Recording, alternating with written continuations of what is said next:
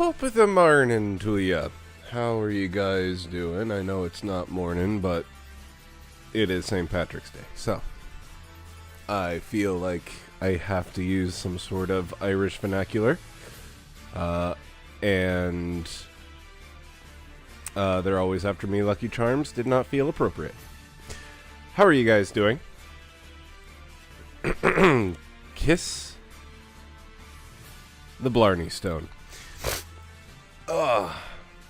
The Chilla in Manila. How's it going, Space? How are you doing, my guy? You ready for more salt? So I'm sure it's coming. So I needed to confirm, because I don't know if it was a skill issue or what, but I'm convinced that this game is significantly harder than the first Curse of the Moon.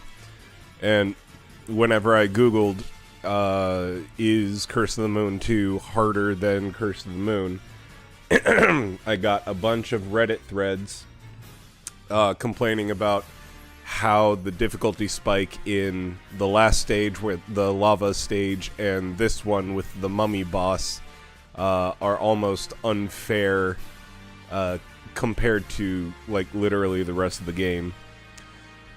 Quote ball, oh magic quote ball. How will we fare on tonight's stream? This is where we had our first scat butthole fetish thing. Oh my god. I think that was Perfect Date. Also,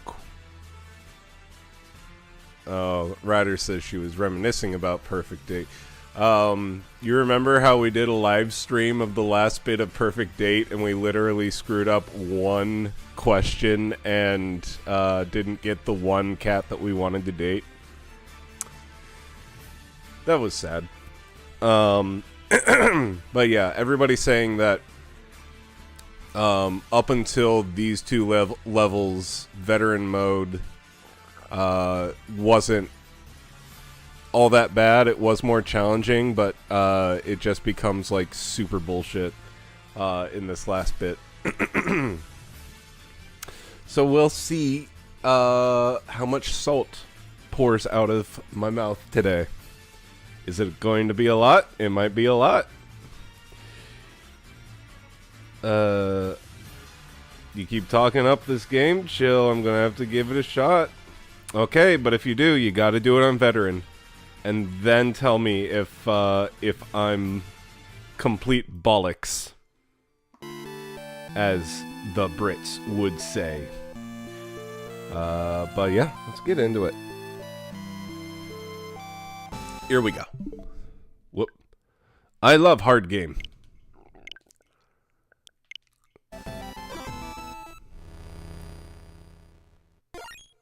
Okay, let's go.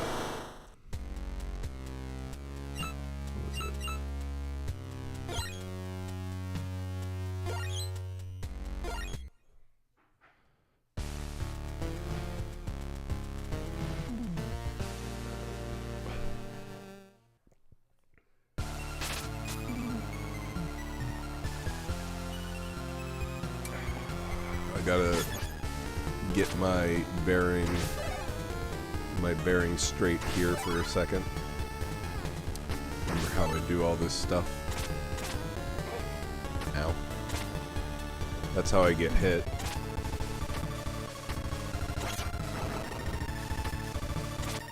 Poke.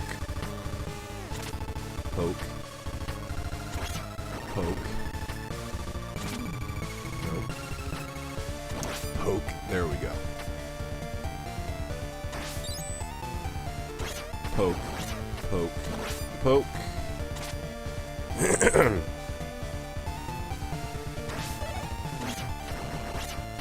I'm sure this game is super cheap on Steam right now. It's been out since... when did it say? 2000 or 2021?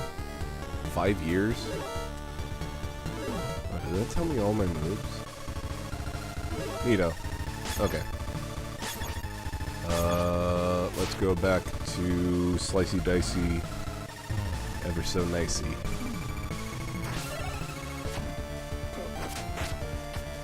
Oh, I remember this.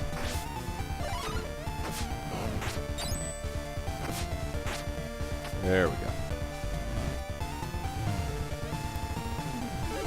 As long as it's hard for the right reasons, I found that where Requiem was even moderately difficult, it was just due to being annoying. Like, oh, come on, I don't want to fight the mortar zombies. Oop. Yeah.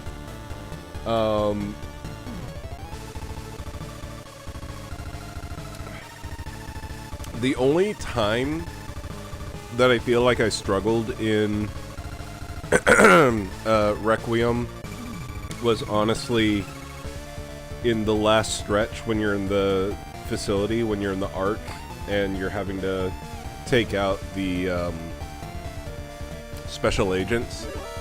I kept on getting fucked up in the one part where, like, you're across the way from them, right? And I didn't realize that the move was I need to hit the gas canister behind me so that I can poke out over the top of the crate and snipe the dudes. I just kept on, like, popping up and trying to snipe them before they could snipe me.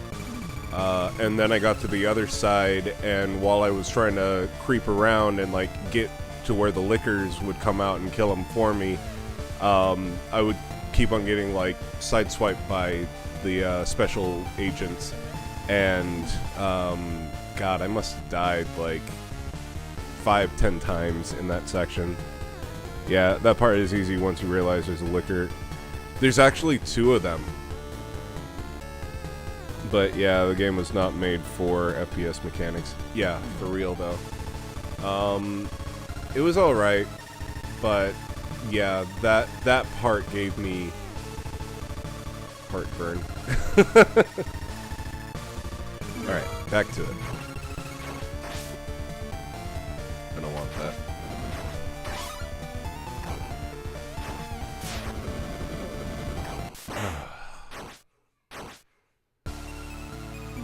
And it starts.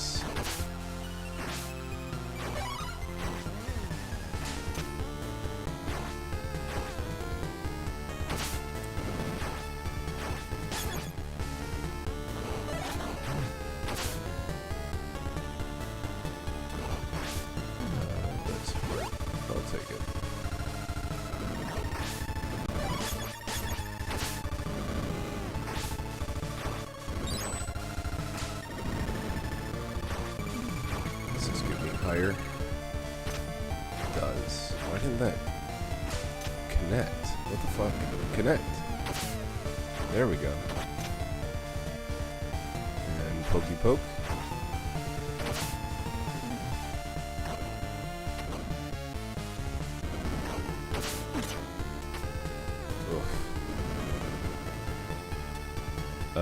Xbox 360 Connect. Yeah. Oh wait,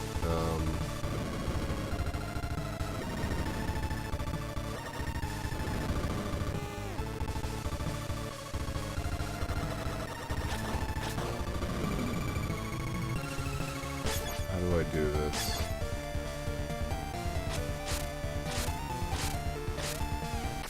Not like that.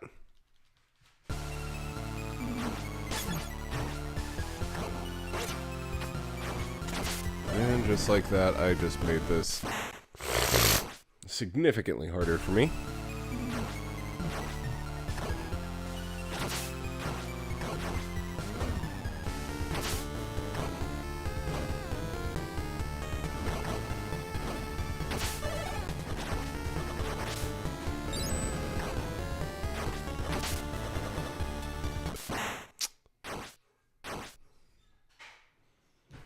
Yeah, here comes the salt.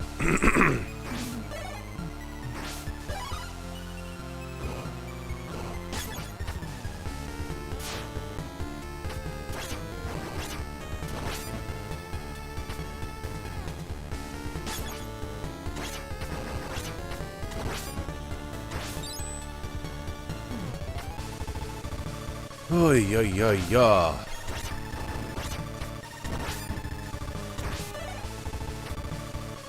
It's hard to fathom that we are further removed from the release of the Xbox 360 than the 360 was from the NES. Just do what I do and don't think about that, because it'll make you sad.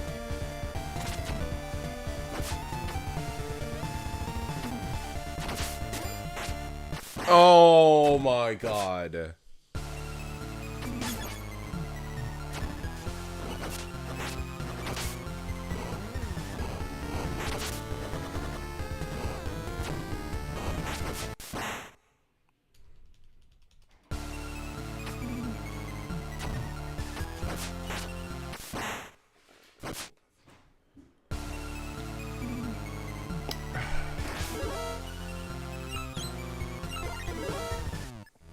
There's no point.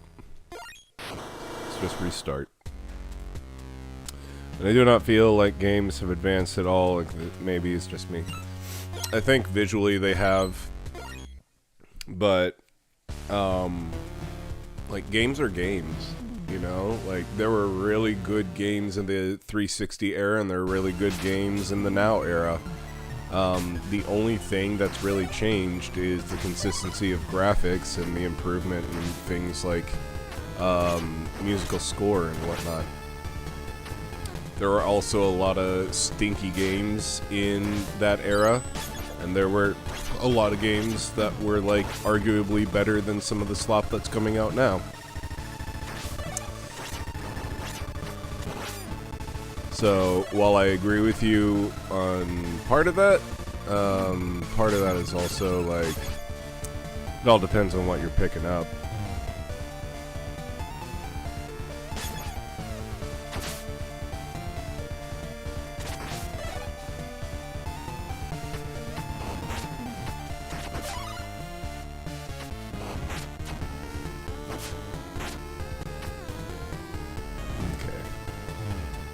Start.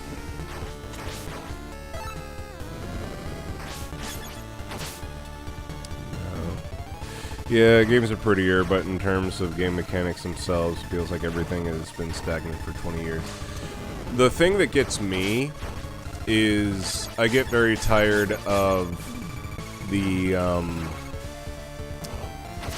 copycats and the walking simulators and things that games that take themselves too seriously. Like, The Last of Us 2 felt like it had to be more edgy because of the pedigree that The Last of Us 1 had, and I think that they lost sight of what made The Last of Us 1 so good. And stuff like that is why a lot of games just kind of feel like slop that got farted out because it's a AAA game and a title that did well back when.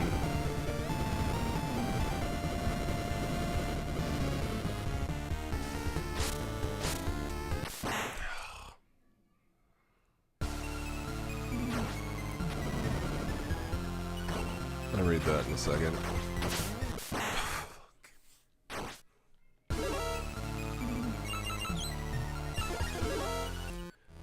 Hi. Hello, Ratter. Oh, shit! Alright! Most games these days are some variation of move in a direction and press a button that pops up on the screen when informed that it's time for said button to be pressed. I mean, but you could also say the exact same thing with that 360 PS3 era. Like, that was the era of everything is a QuickTime event.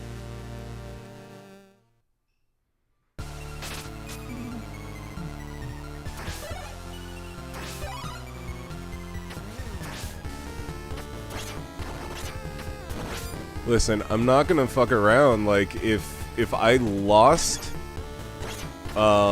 like 2 of my guys immediately, then what is the point of me continuing on and just losing a life if I'm this early on?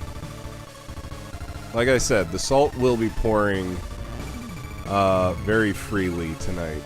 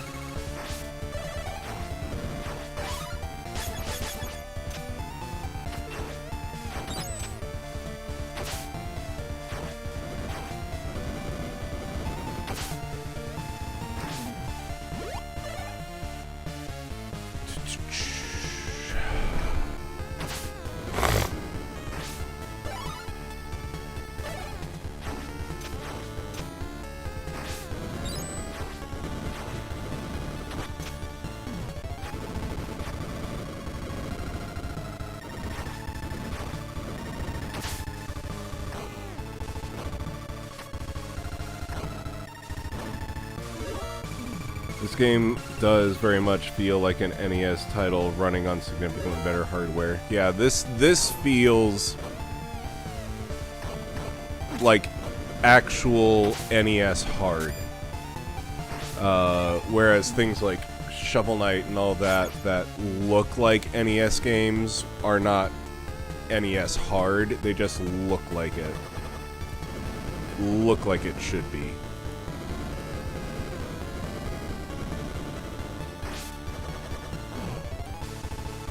Okay, good. We made it. But we're still not to a, save point.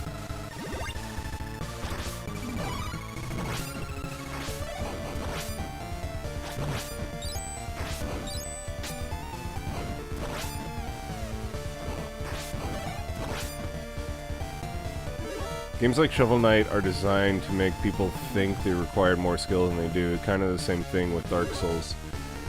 Yeah, this is very much the same feeling of like this is munching the quarters and designed to take my money, even though it's a home console game. So, Space, have you seen the stuff about NVIDIA's DLSS 5 yet? Wanted to see what your opinion was on it. I have a feeling I have an idea, but I wanted to know if you've seen it yet or not. Who do I have that fits in the wall? I saw some about it. It was more focused on the Skynet bullshit.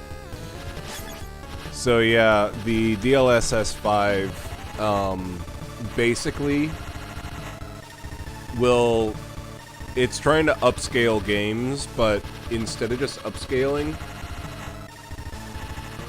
like lighting effects and all that, it's actually taking like character designs and whatnot and turning them into AI slop kind of images and whatnot. The most popular image that's going around right now is Grace from Requiem. And it's absolutely astonishing how much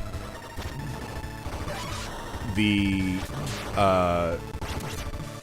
system does just AI shit all over the game, because she goes from looking like mostly like a person, you know, like a real person, and then they turn on DLSS 5, and she just looks like generic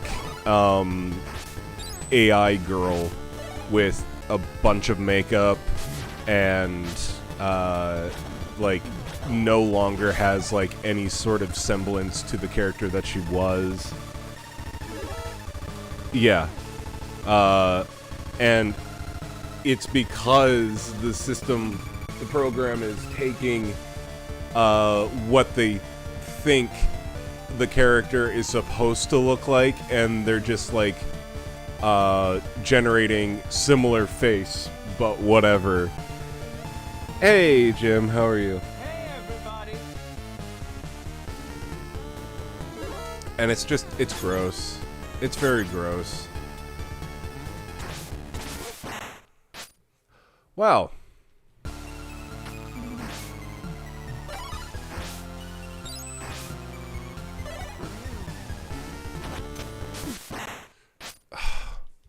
And what bothers me the most about it is that it's taking away artist intent. Like, it's making a thing not look like the art that the creator had made.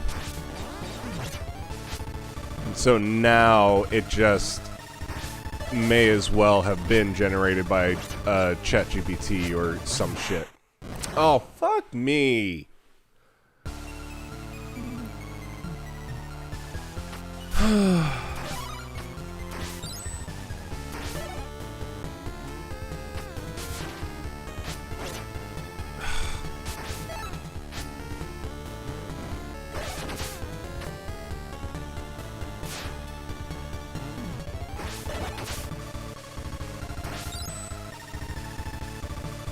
This part.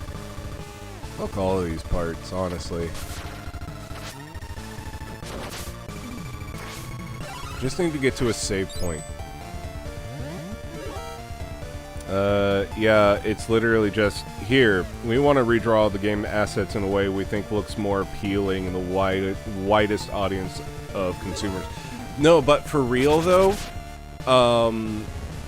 there was an old lady professor on Hogwarts Legacy in one of these pictures, and she goes from looking like an old lady to just like internet pretty, like for an old person kind of thing. I don't know, it's hard to explain, but they made this character that is supposed to look like she's 85 now look like she's like 40 years younger. And it's just like, this is gross. What you guys are doing here, stop it. I hope you guys lose so much money on this NVIDIA, because it honestly is disturbing and upsetting. I worry it would make the game designers start getting worse at character design, because they would just get the animation and just, it's just enough for the AI system to make it look good, and quit trying to get the skill to make details look realistic on their own. Yeah, and my thing is, I feel worse for the animators and the designers, because ultimately this is going to discourage them when they're like, oh, I really perfected this character's look, I love this, and then they people turn on DLSS 5 and it just takes away the realism of the face, and now it's like, oh, this is perfect, she looks like she could be on the cover of a magazine. Like, you guys are ruining a good thing. So yeah, I'm glad to see that there's a wide audience of people that dislike the way that AI is being used, and more importantly, like going against generative AI, because it's just it's getting really, really gross, and now it just feels like all this stuff is blah blah blah shareholders, blah blah blah. And you already have so many artists that could draw stick figures and give it to AI to make it look good enough. Now just put in half the effort. Yeah, exactly. Like, why even bother when you know that the character that you work so hard to design is just going to get yassified anyways? Like, people were I don't know if you remember this, but there was a very famous, or whatever, picture of Aloy from Horizon Forbidden West that somebody put through like a filter or Photoshop or something like that and made her go from looking like a realistic person in a post-apocalyptic game to a sexy Instagram model, and the caption was, "Game designers, let fans design your game. We can do it better." And now it's going from being a parody to being reality.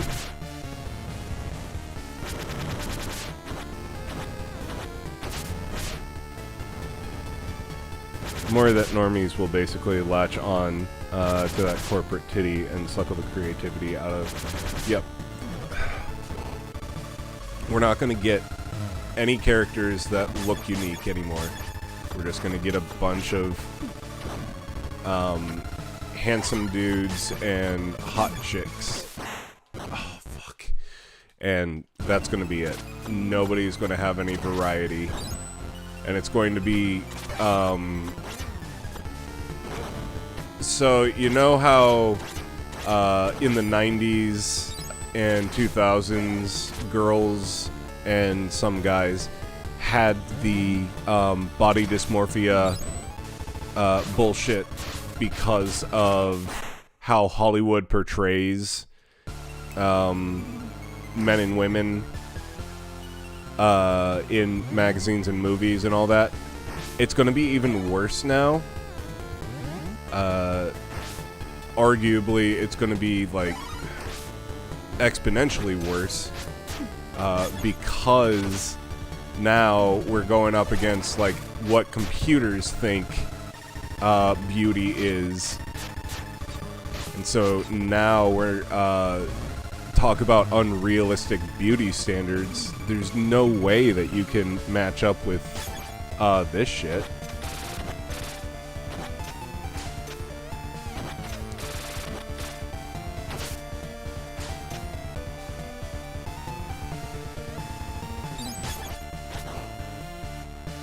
Please be a save point.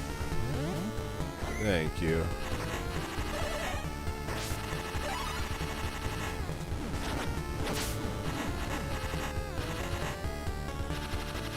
I should just die.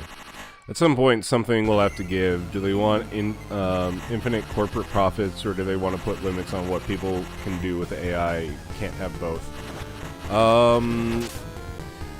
The answer is whatever the shareholders want. Unfortunately, it's stock market and shareholders that rule just about everything at this point. So, while I feel like there is an end coming, it's not going to be... I worry that it's not going to be in our lifetime. Honestly. Gen Z and Gen Alpha might see the pendulum swing the other way, but I don't think it's going to be for us millennials. I think we are just cooked. We have the generations before us have absolutely fucked this stuff up because money is everything and creativity is nothing.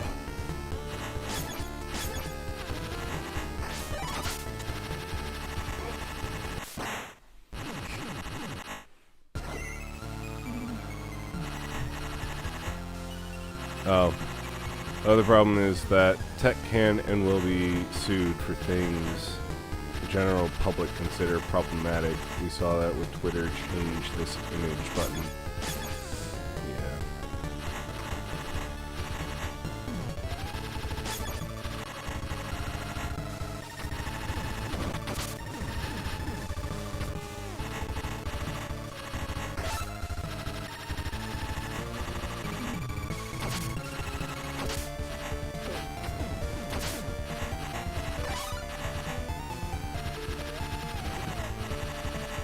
Damn it.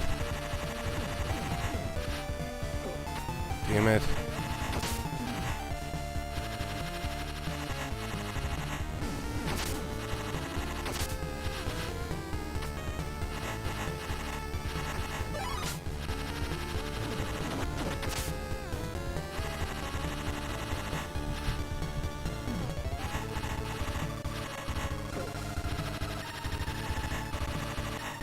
Oh, God.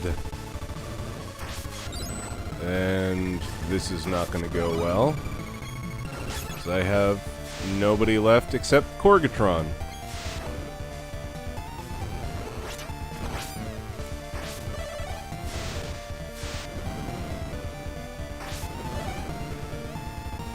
Corgtimus Prime.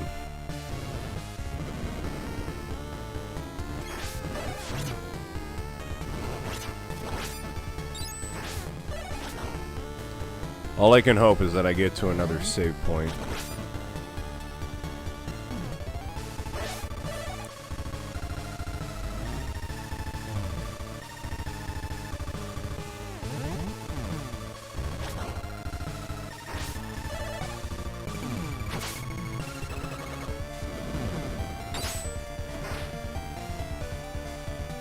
Like, you can't just say, hey, AI can change people's art in a way that makes, we think makes it look more suitable to mass audience. Once you go down that rabbit hole, people will want to make their own version.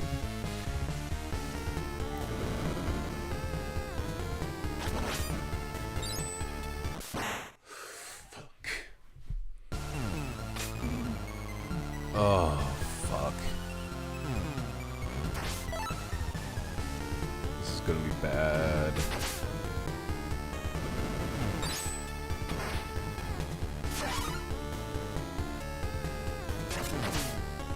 No!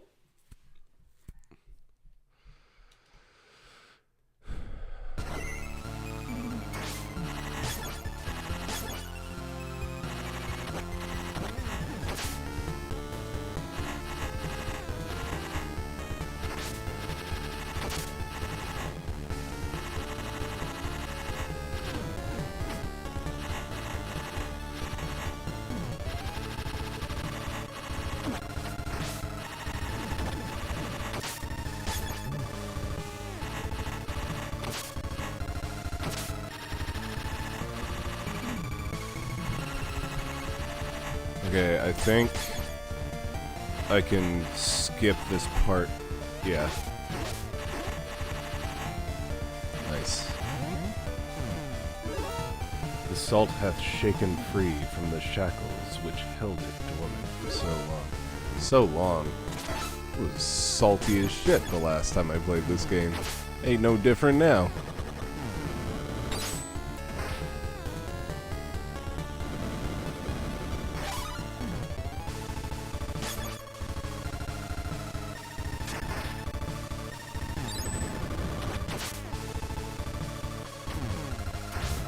But I do like your use of the word hath.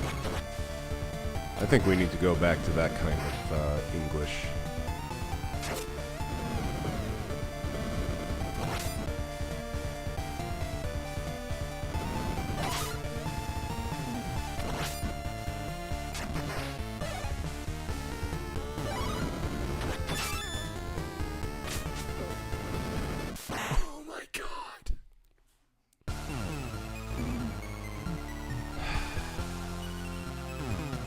Has it been 7 days?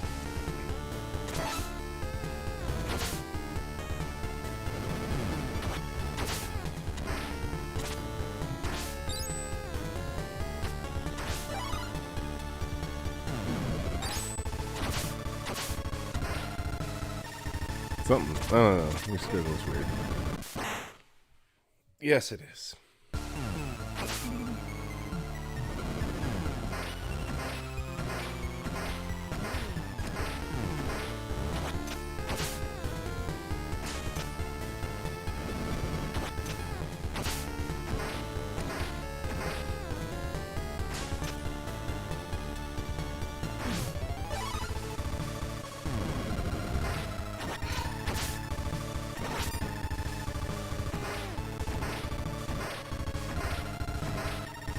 This level sucks on veteran. Yeah, you're telling me, Jim. You're telling me. I'm convinced this level just sucks in general. Fuck.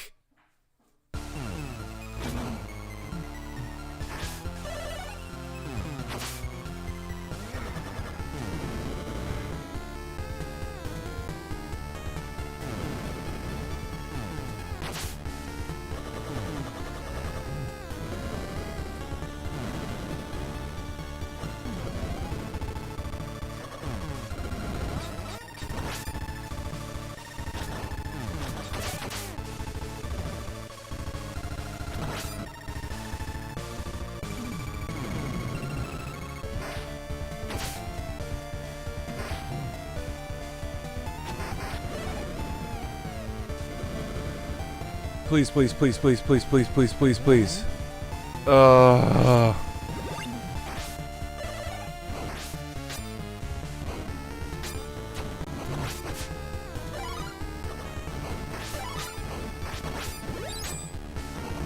just want a save point.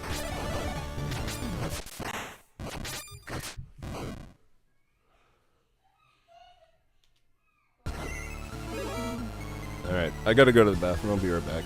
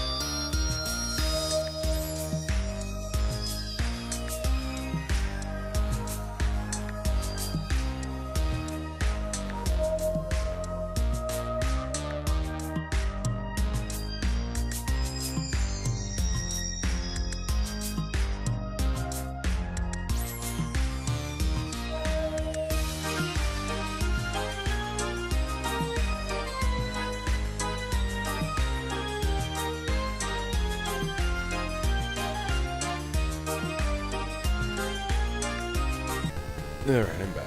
No, I haven't done this on casual. I refuse to drop difficulty. I know that I'm doing this to myself, but also I want to prove to myself that I can do it, and I've gotten close. But then I got fucked over by something or other. I do not remember what. I had gotten into a good position with fighting the mummy, and then something happened and I didn't kill it.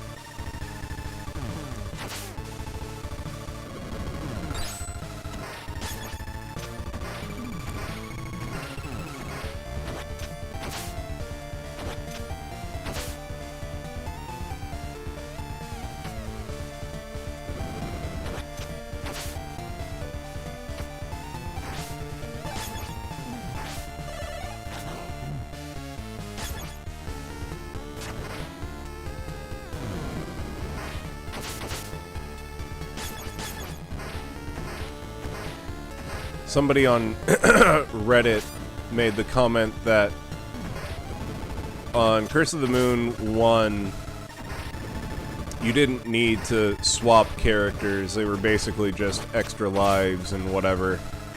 But in Curse of the Moon 2, it's basically you need to figure out how to utilize all the characters, or else you're not going to win. And it's very true.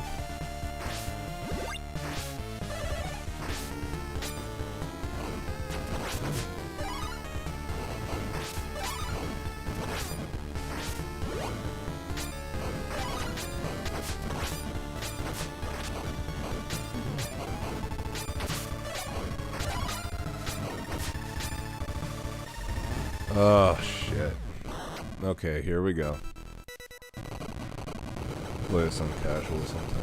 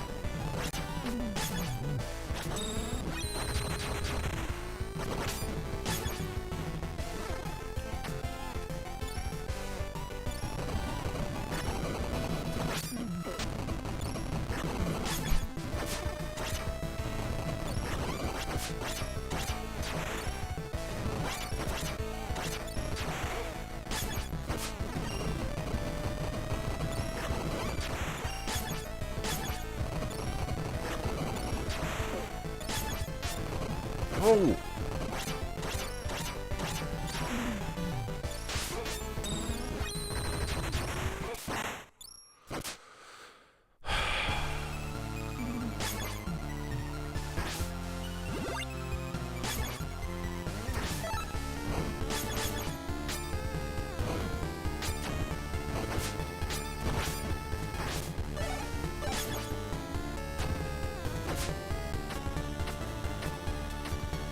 Come here.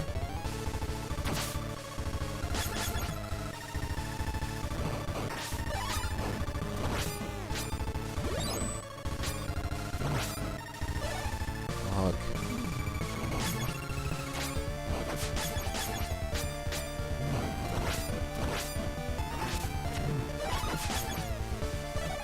This ain't gonna be it.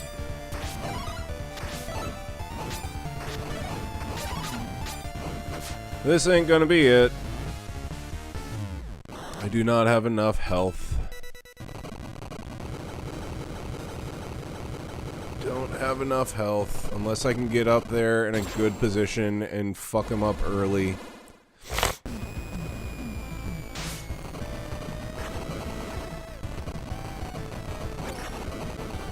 Nope. Nope.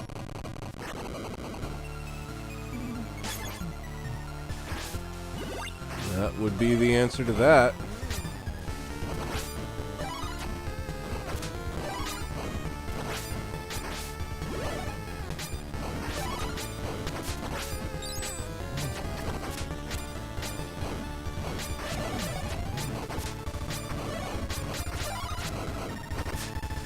And this one ain't gonna be it either.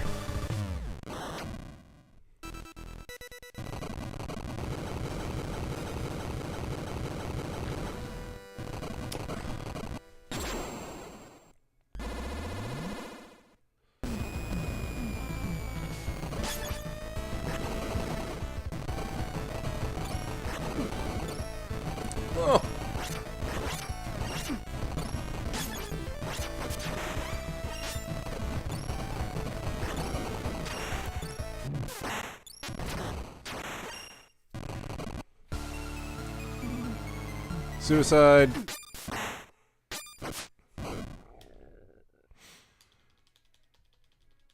Right.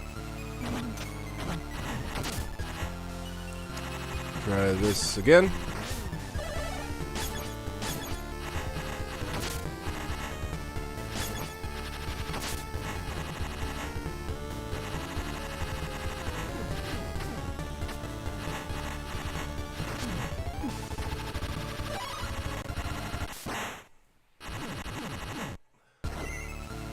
Oh my god. Why does that happen?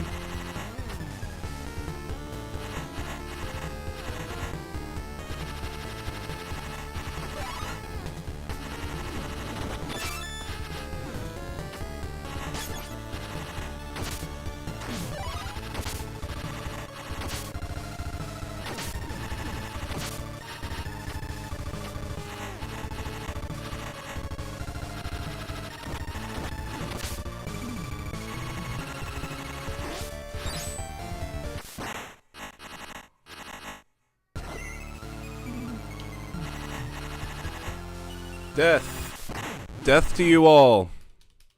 Every last one of you. You all suck.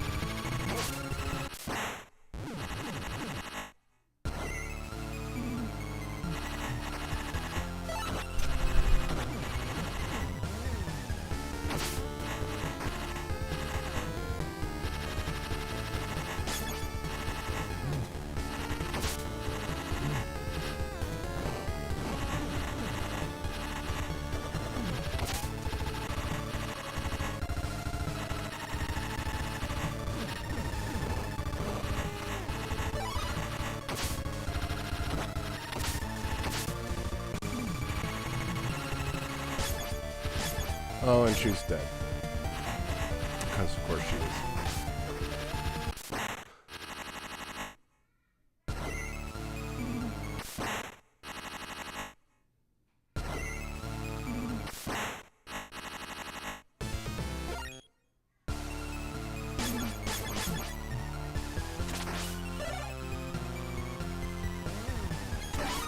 I'm never going to play anything like this game on Ultimate ever, Jim.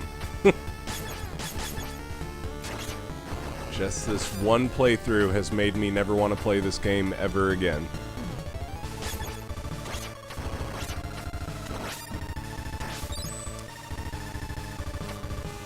Curse of the Moon 1 was fun. Curse of the Moon 2 is excruciating.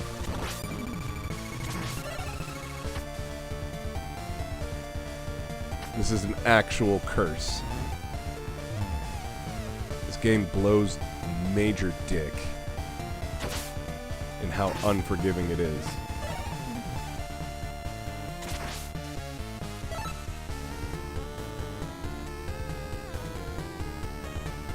Ultimate sounds like it should be harder than Veteran. And if it isn't, they named it poorly.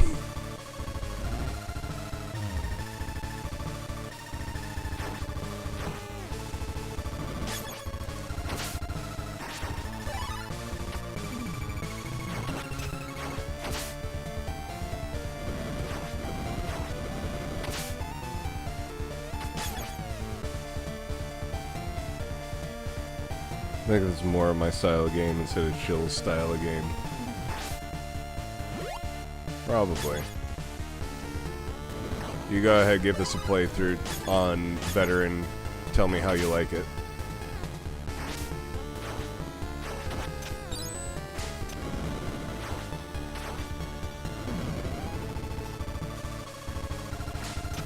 Well, the way that you phrase that, it makes it sound like ultimate is easy mode. Ultimate should be like, I don't know, Dante Must Die mode or something. So like one-hit KOs. What is ultimate?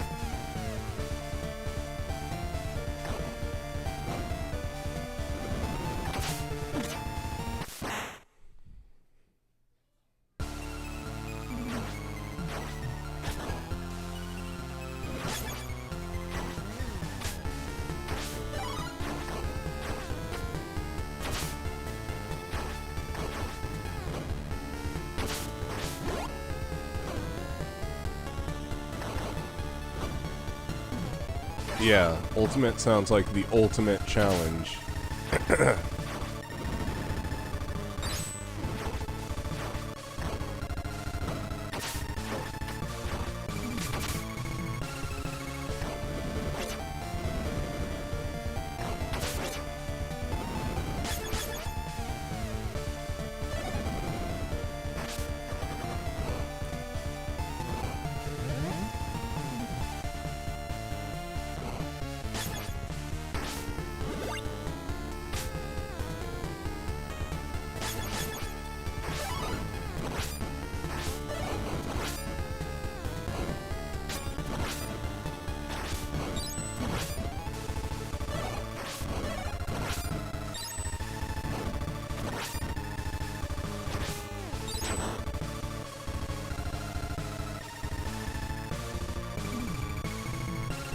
Just means Ultimate Warrior Zangetsu. Yeah, that doesn't translate well.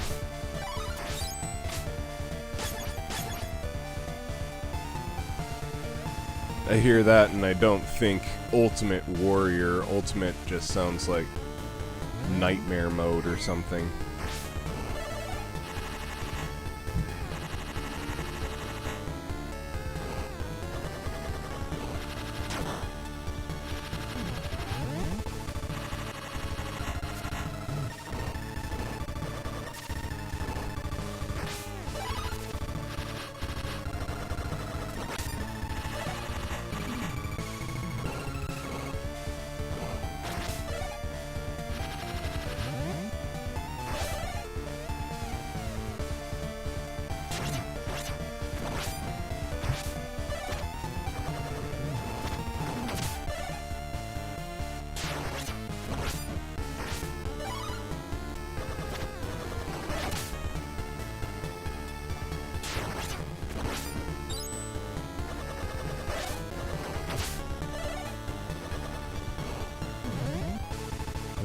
Okay. What part is this again? Oh, it's these guys. These guys are significantly easier if I have this.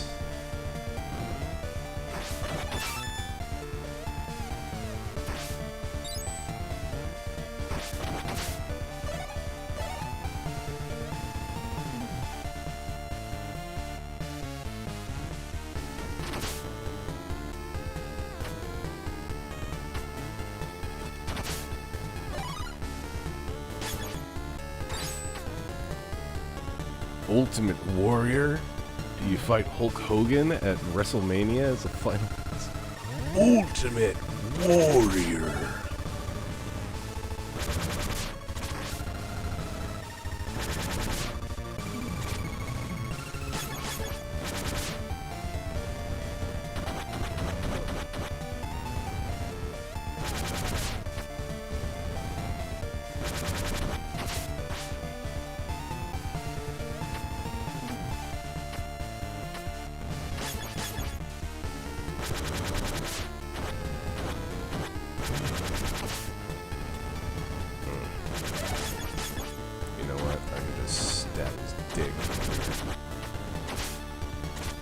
Dick stab.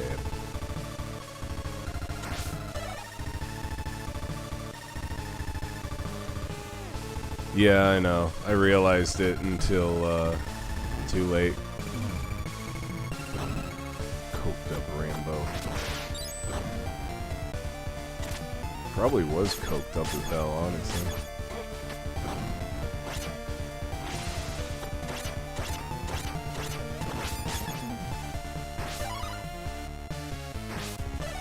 80s and 90s in pro wrestling. Odds are good that they were coked up and shit. Oh, I don't have it.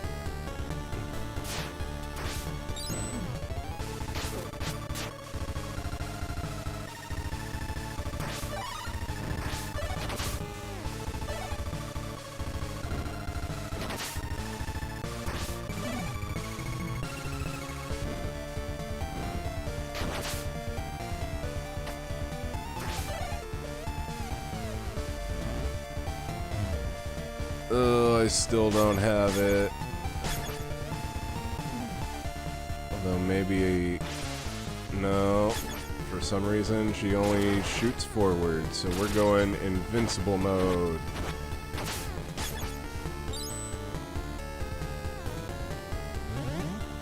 Okay, we made it. We made it. I guess I may as well die. I could get up there, but I've got no health. Should have healed.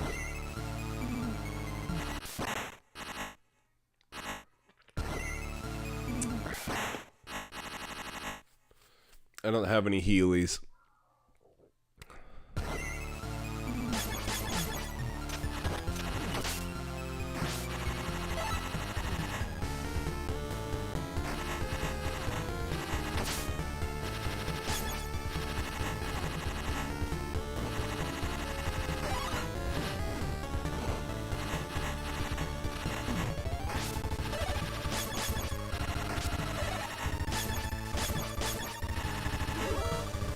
See, yeah, I showed her last night.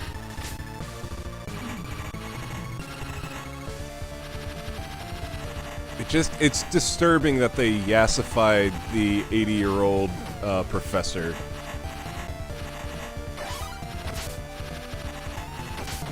Like, not everybody needs an Instagram filter.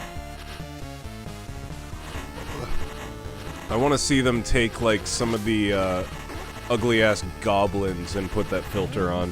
What's more disturbing is they aged up the kids. Oh, yeah. That too. Yeah, I want to see them take the ugly-ass goblins and add that filter to it and see how much makeup they put on them.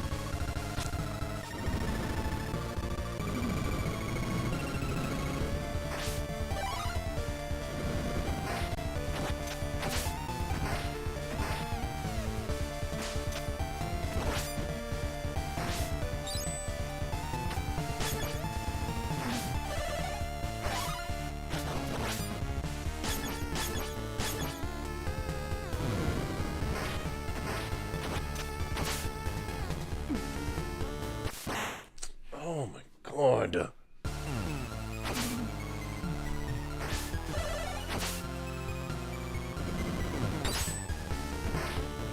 Forgot rule number 1 in this game.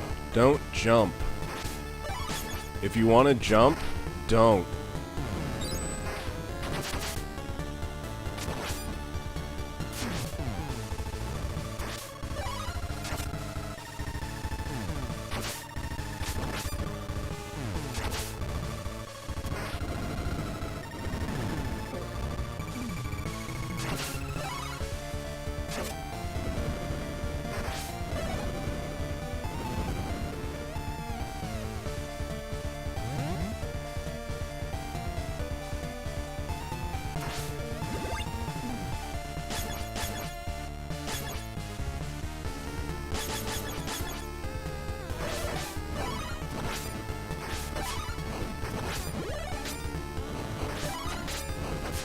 Just gotta power through. Just gotta power through. There we go. Okay. Okay, I think we can do this without gunny shoots, but I really gotta get a good positioning early on.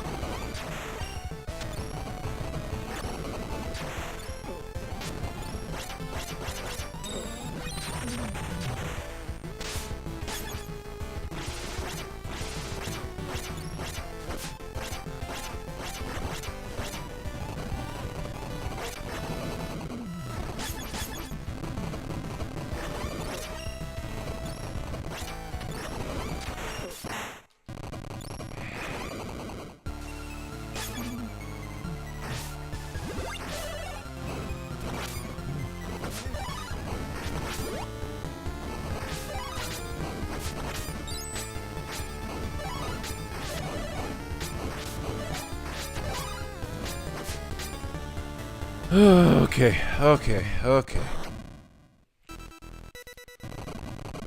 Do this again.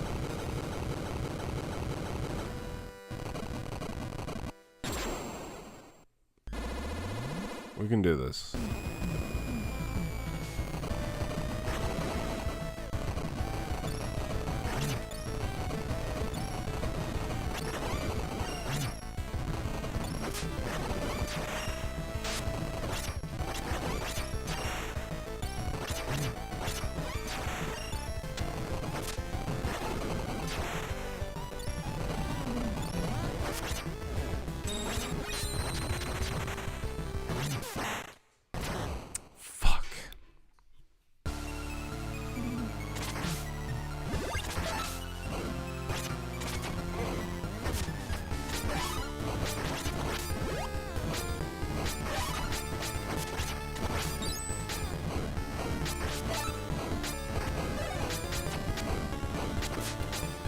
Maybe. Maybe. Not likely, but maybe. How much health does he have after that?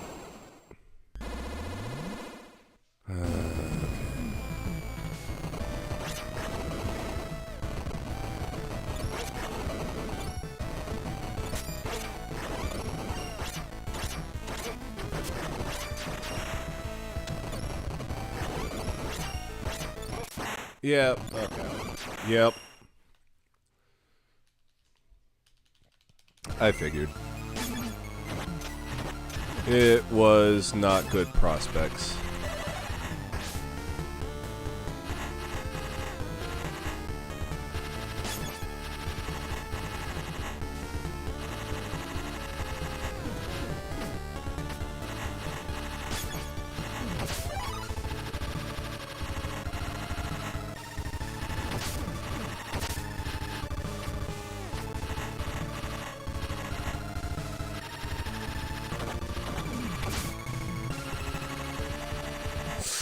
Fuck!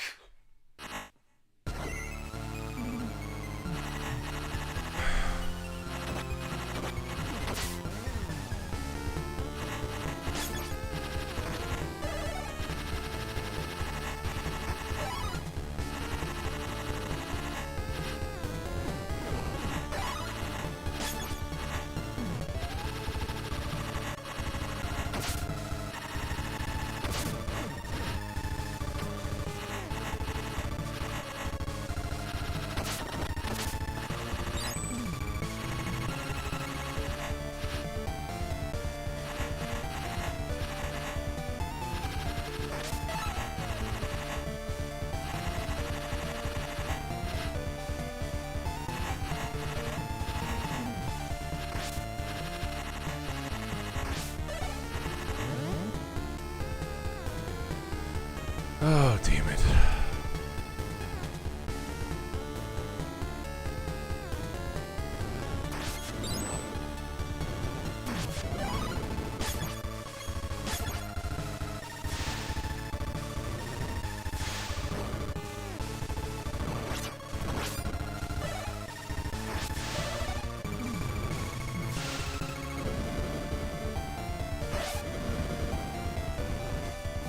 Come on, vomit already.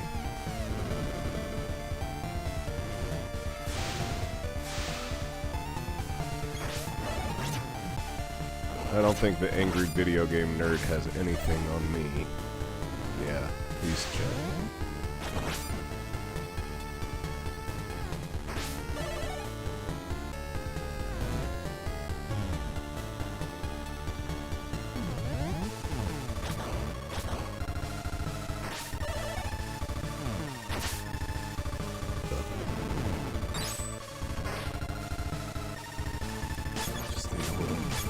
White lab coat. Got the brown hair and the glasses. Although I never really found Angry Video Game Nerd all that funny. I didn't like a lot of his, like, scatological humor. It was very, like, forced. Now, he's he has some good opinions on games, but I just never found his style of humor funny.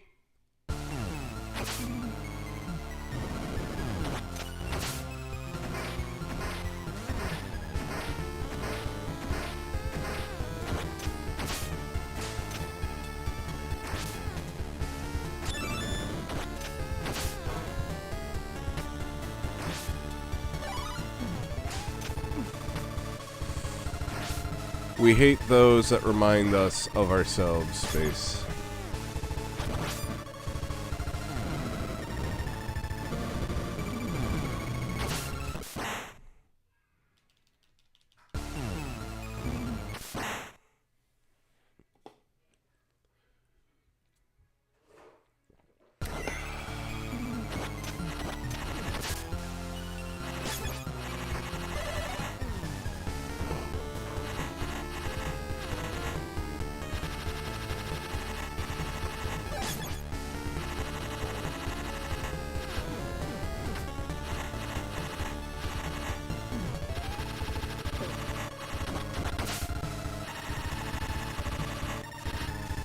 You're gonna try this game out on the weekend. May as well just try it now. Fuck, you get as far as I am, and then we can see who can beat it first.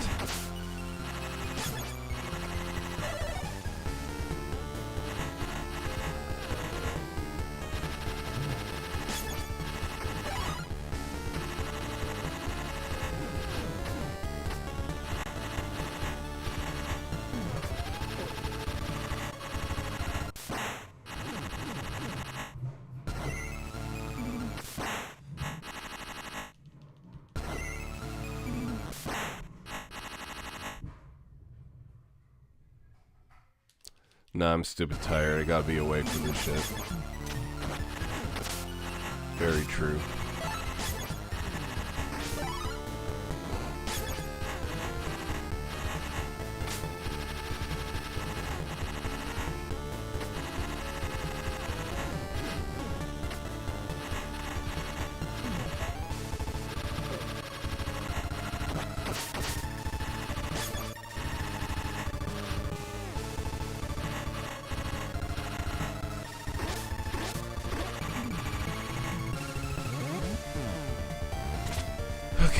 Okay.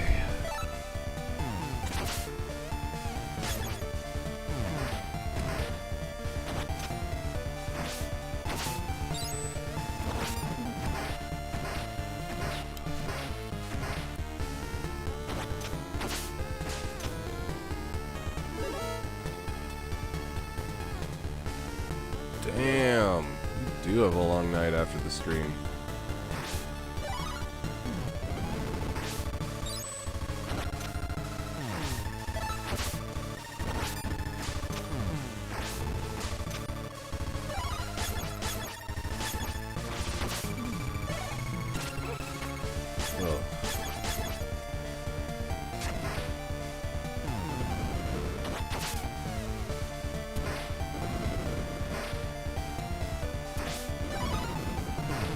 Busy little bee over there, man.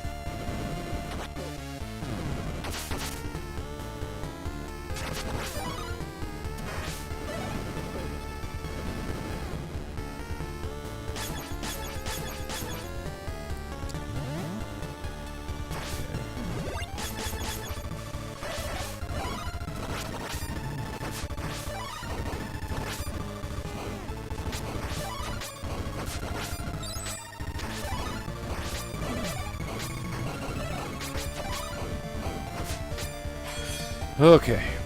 Every fucking day. And you still have work. Well, not work tonight. You know what I mean. You also work.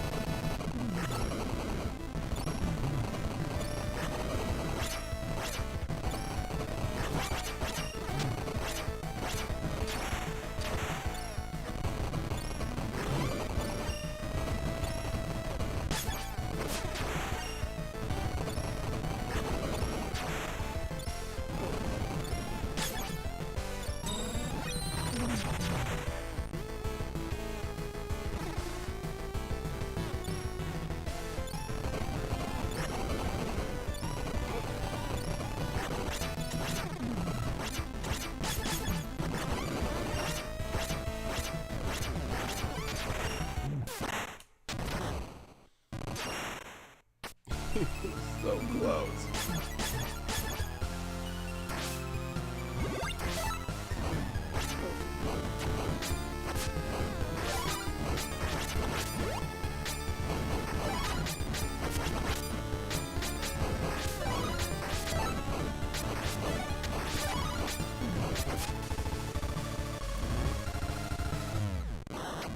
Push server updates soon as well. Thank you for reminding me. You're welcome. That's what I'm here for. Not enraging over video games, apparently.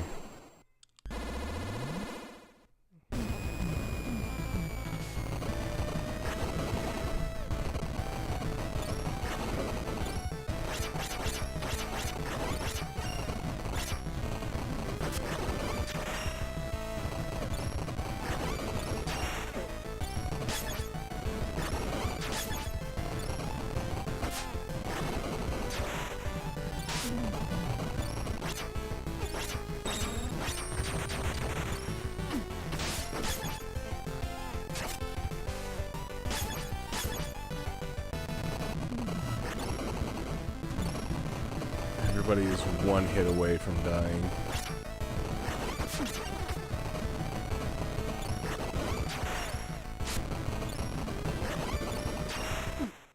Ah!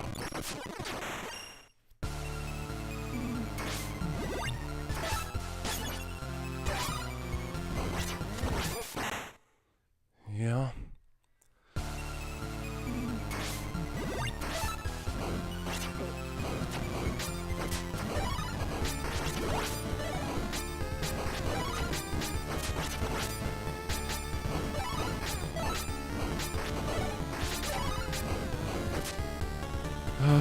Okay. It was close.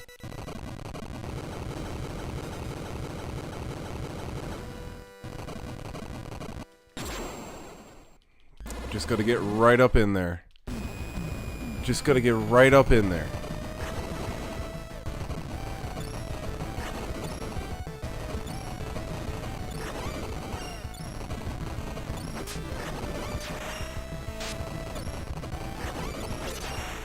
No!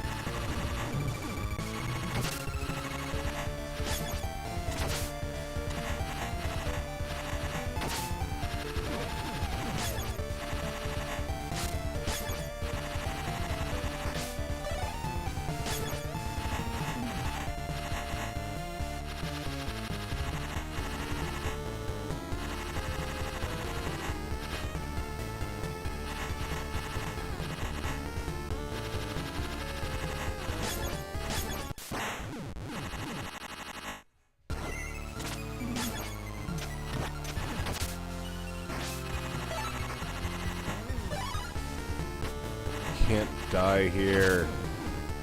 I have to replenish my shit.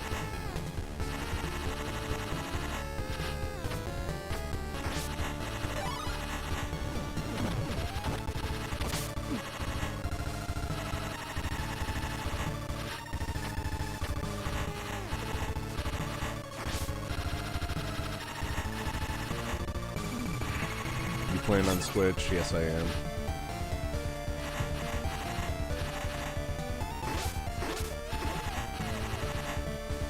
I need to get one up. Will this let me get a one up? No.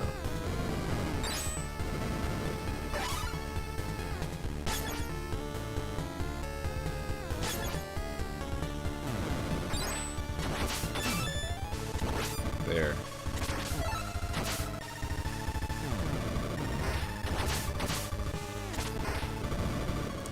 You know what?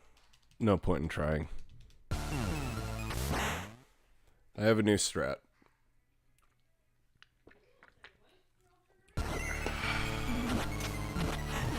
Kill this motherfucker. Get this magic. And then here's what we're gonna do.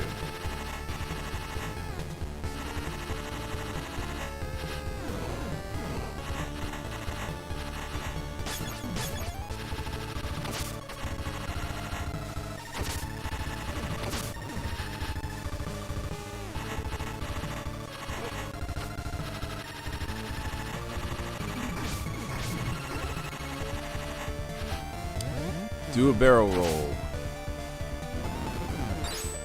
Would if I could. Space. Fuck! I'm clenching my teeth so fucking hard right now.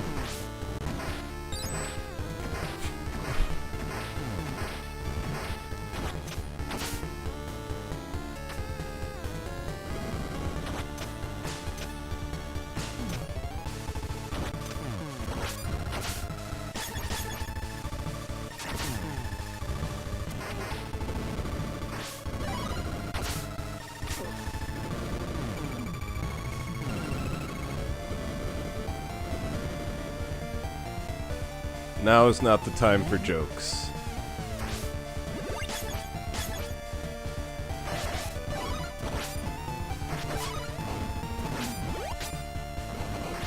What did you end up making?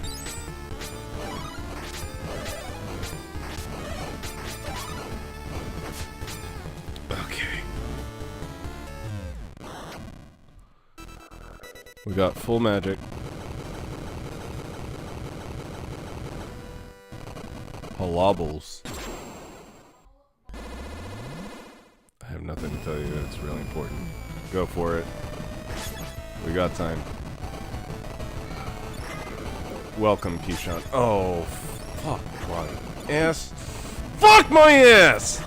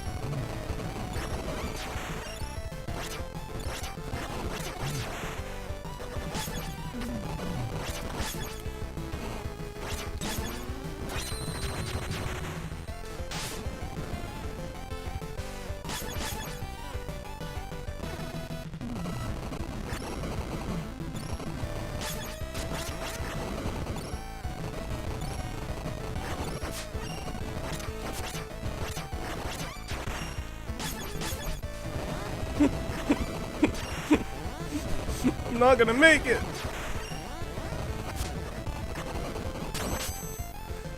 No, it's not over.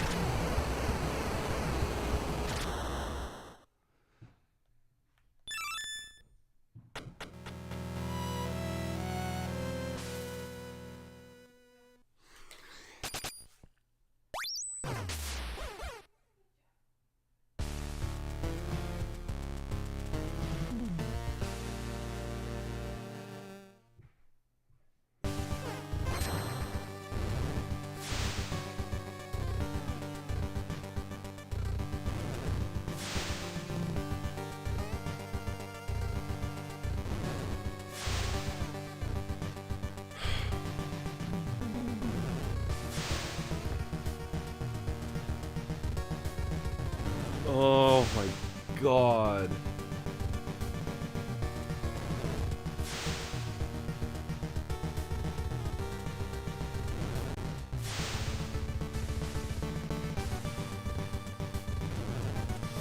I'm just in disbelief.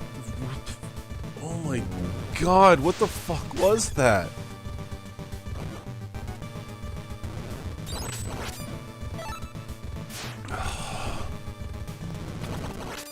Okay, let's just keep going.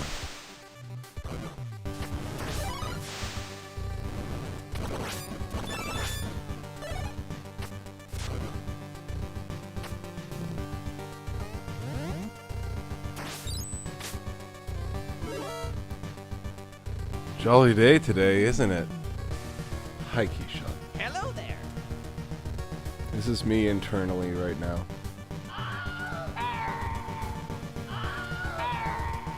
What? What the hell is even that?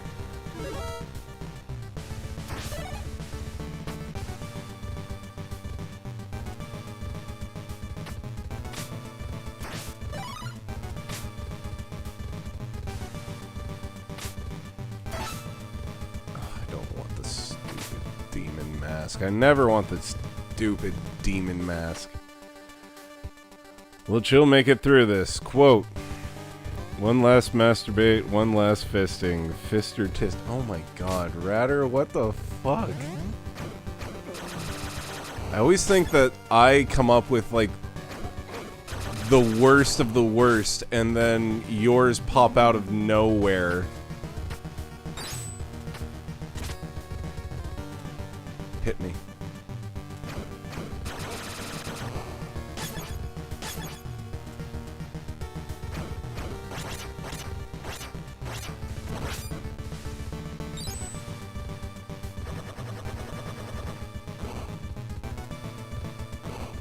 Can totally make that.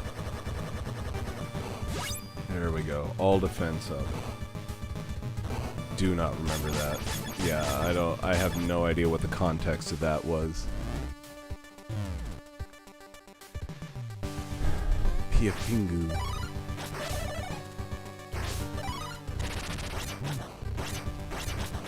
What kind of dogs are in these?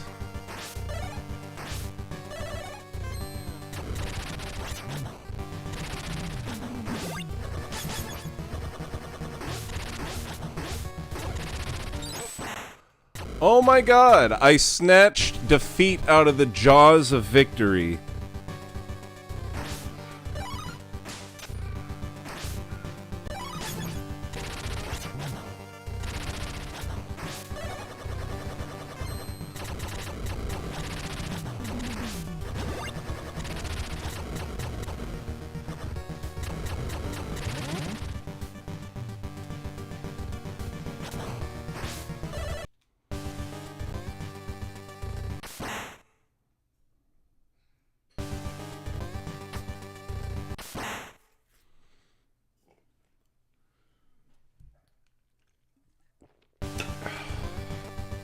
Try this again.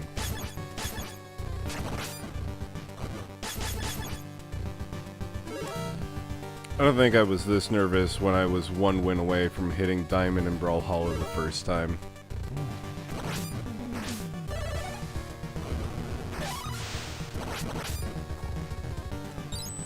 Listen, you just get back to me after you play this game yourself. And I'm not even, like, throwing shade. I legit just want to hear from you what your experience was with this. Because maybe I do just suck, but that mummy fight was the, like... I don't think I played I had a single fight in Elden Ring that made me clench that hard. Maybe Melania.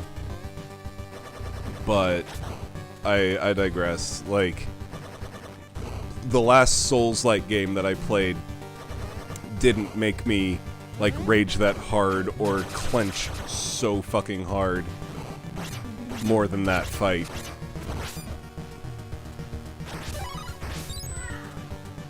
He snatched defeat out of the jaws of victory, guys. I certainly did.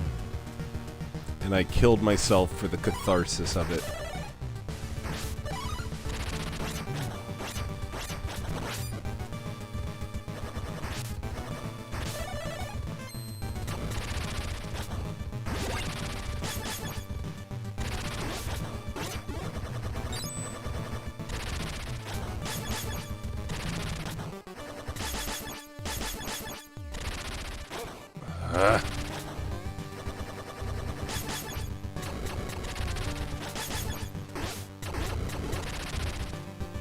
Did it.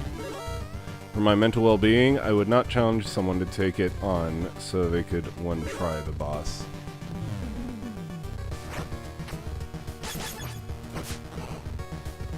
But I've also never seen you play this style of game before, like the aggressively sweaty games. That's very true. I don't think I have played an NES jam before on this channel.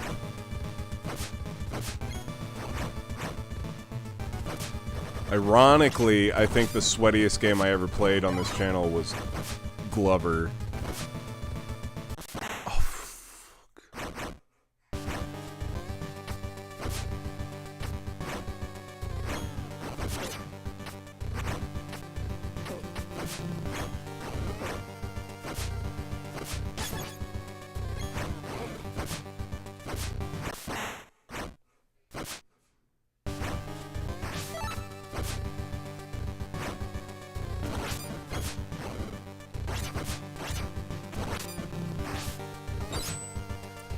Did the Ghosts and Ghouls and Ghosts spiritual successor super early on, but that was one off.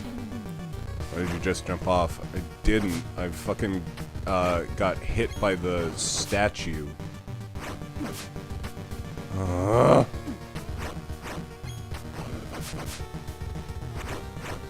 Now I jumped off. So I had no way of doing anything.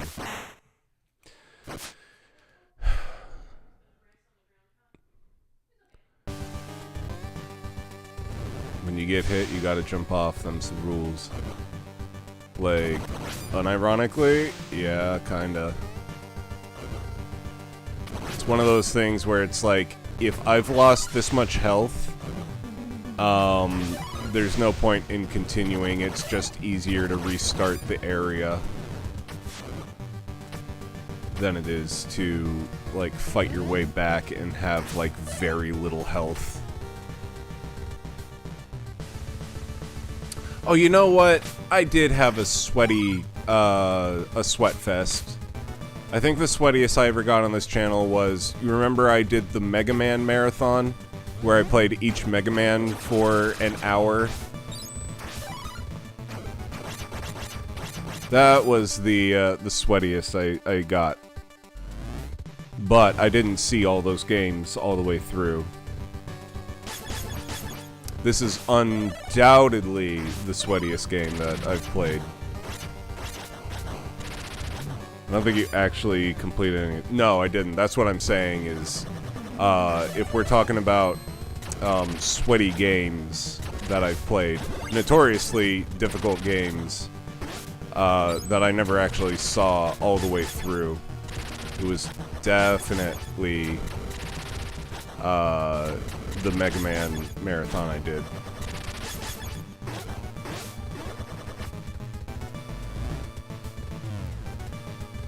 Yeah, I gave myself a super easy out for those. These, I'm trying to see all the way through, and this is, yeah. These games are legit, like, NES hard. If you're looking for a challenge, don't get Curse of the Moon 1. Get Curse of the Moon 2. Like, you don't even need to play the first one. I'm gonna tell you right now. If you want to play the first one, go for it, but if you're looking for a challenge, this game on Veteran is a different animal. I always thought Mega Man was a good time. Mega Man is a good time up until the what's it called, boss? The Dr. Wily stages, I would say.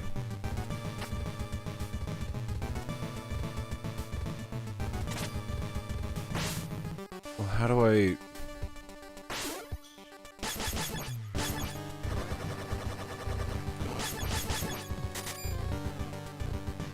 Okay, I can't even get over there.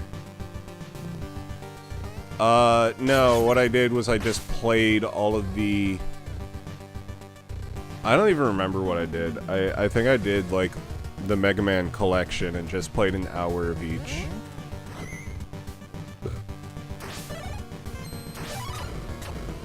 It was a very long time ago.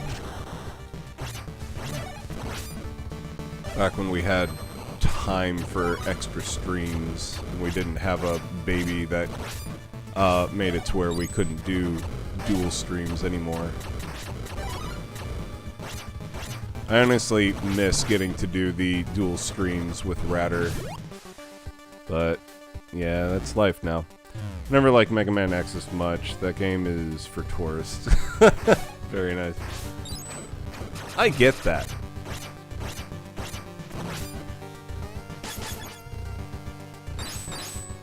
No! Oh, fuck.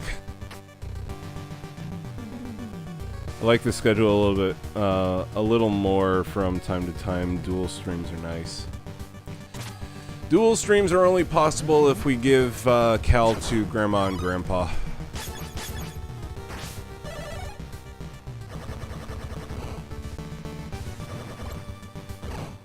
I wonder what kind of game we would actually play as a dual stream. Fuck.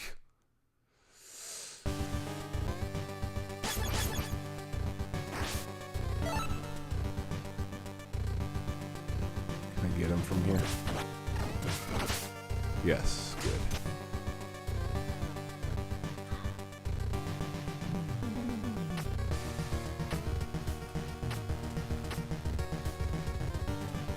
Oh, like Space had suggested, Divinity 2 would be interesting. When we give Cal to Jima and Jupa, we do a marathon of adulting for 24 hours straight. Yeah, you guys, we gave Cal to Grandma and Grandpa this past Saturday and Sunday. You want to know what all we got done? Saturday evening, we did our taxes and renewed our passports and everything.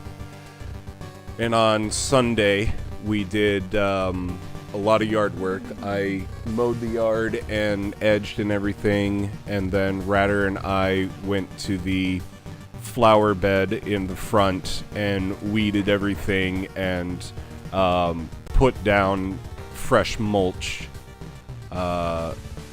and also did laundry and also cleared out part of her Ratter's artist studio thing.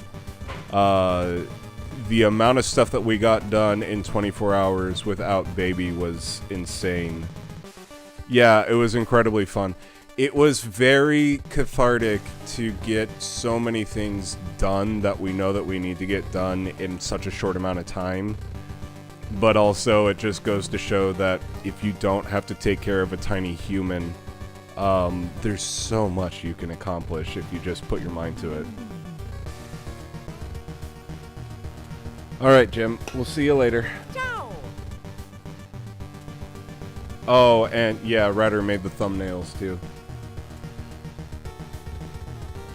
And then I went out to a very busy shopping area and got us ice cream while she was doing that.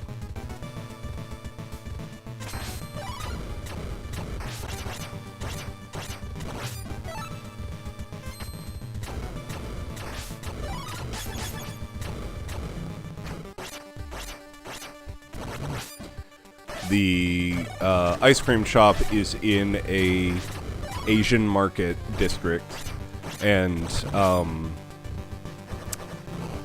they had taiyaki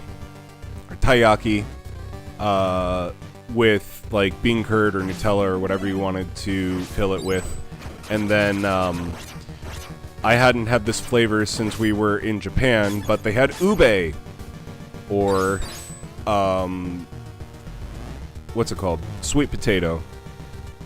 And it was really good, and I enjoyed it. Did our taxes, took passport pics, renewed our passports, and made the appointment to get Cal's passport and refresh the mulch in the flower beds. This place we DoorDash from wrote on the receipt that the shake I ordered was out, so I didn't get ice cream. Good night, Jim. We'll see ya.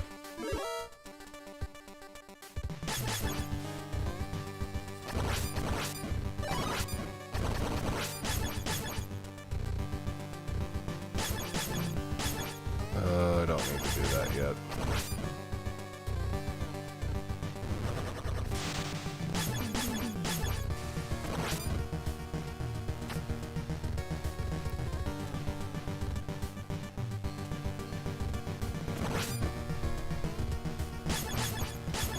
No!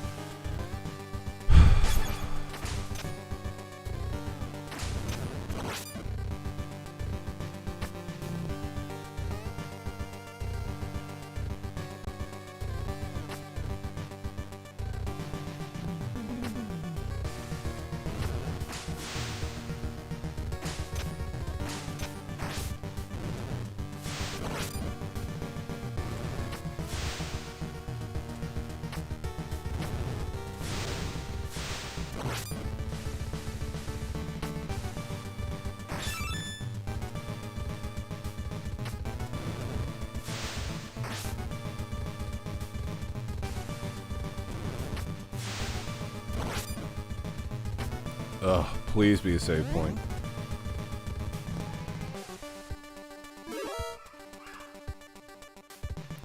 Spent enough time taking care of kids when I was one that I decided I had all the fun I could stand for one lifetime. Yeah. Why did you actually just jump off to your death? It was a mistake.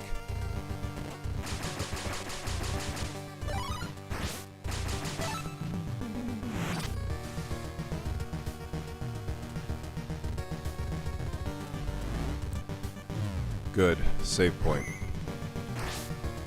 I don't want the fucking demon mask.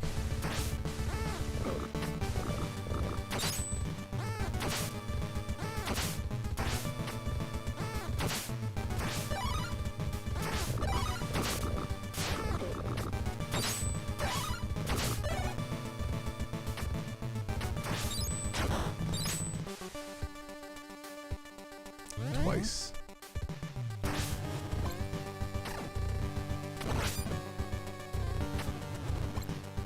Trust me, I am not jumping off for the fun of it.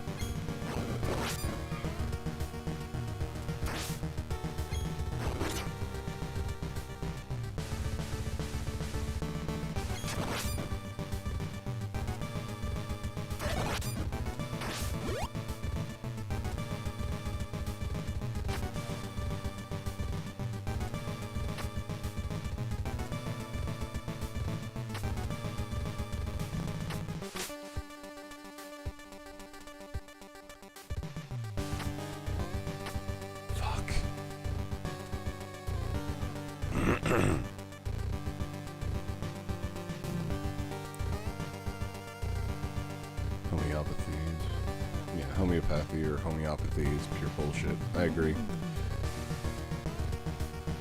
I call all of the drugs that aren't like FDA approved witch's brew. The shit like witch hazel and all that. It's completely like power suggestion medications, and also they frequently interact with the medications that actually help you.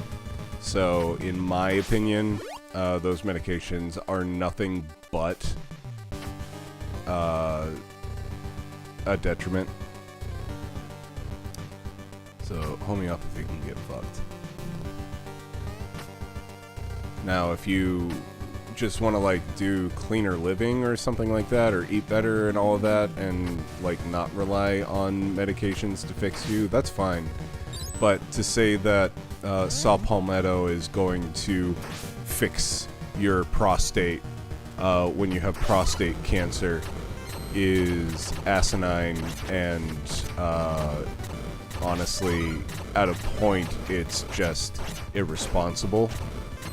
Especially if you have people that rely on you for, providing. I read some master paper on it saying it's not pseudoscience, but not reliable at all. That's the thing. It's, unless it was actually approved by the FDA, like, yeah, there might be something to it, but you know what else would have something to it? Medicine that has gone through trials, that has been proven to be effective in whatever it's treating. So I really hate homeopathy.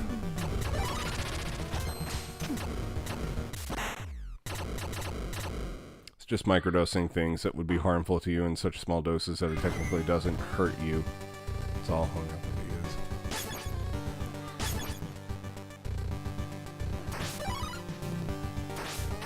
And then saying things like, it's doing this is going to cure you of your diabetes.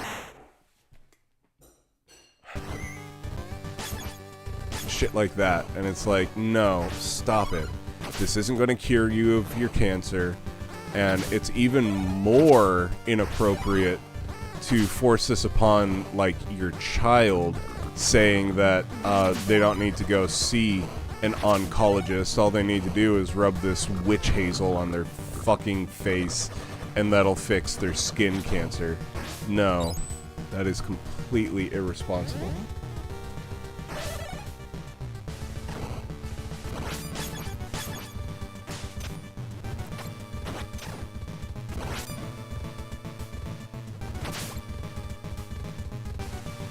I mean, aspirin is made from tree bark or something that Native Americans use, but we distilled it down to powder or something. See, that's the thing is, yes, aspirin does come from a tree bark, but the process in which we get a agreed upon dose of aspirin in a tablet is more than just peeling off tree bark and chewing on it.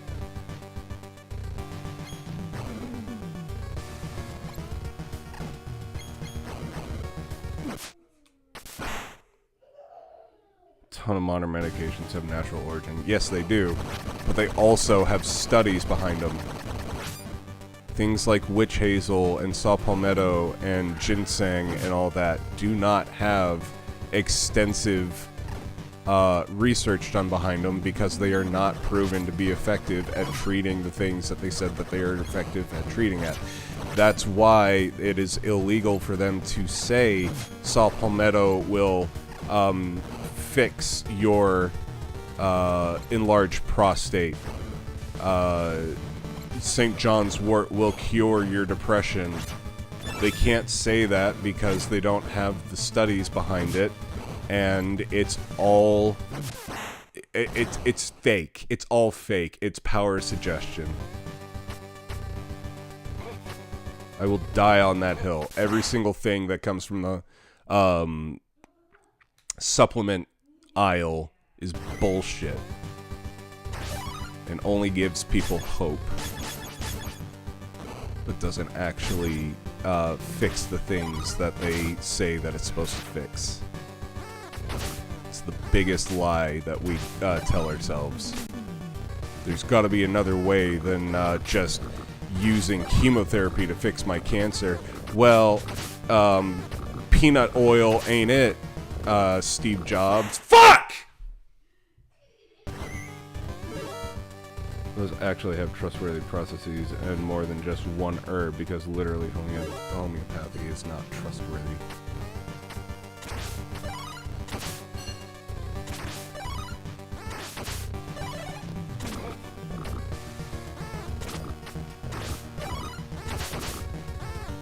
In my eyes, people that think that those kinds of supplements are going to fix their issues are on par with the idiots that think that praying to Jesus is going to cure them of their breast cancer. No, it's not. Something might happen to where your breast cancer might go into remission, but I can guarantee you that praying to Jesus is not the thing that did it.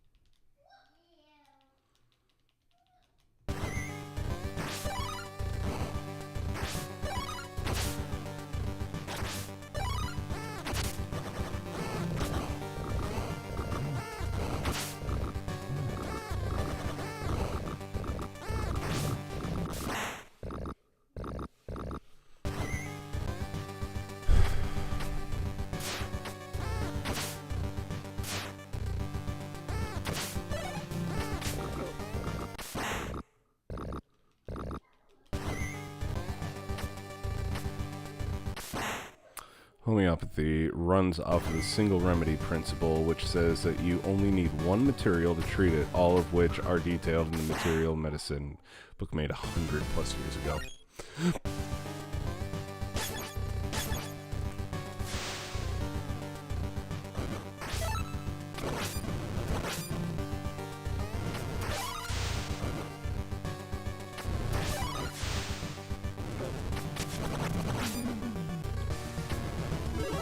I'll quote Wikipedia. The final product is indistinguishable from the diluent. Often not even a single molecule of the original substance can be expected to be remain in the product. Yep, so at that point, it's just the excipients. So it's literally just all the powder that's around the medication, the supposed medication. Practitioners claim that such preparations upon oral intake can treat or cure disease. Practitioners in quotation marks. Sorry. Between each dilution, homeopaths may hit and or shake the product, claiming this makes the diluent remember the original substance after it's removed. Practitioners claim that such preparations upon oral intake can treat or cure disease. Yep.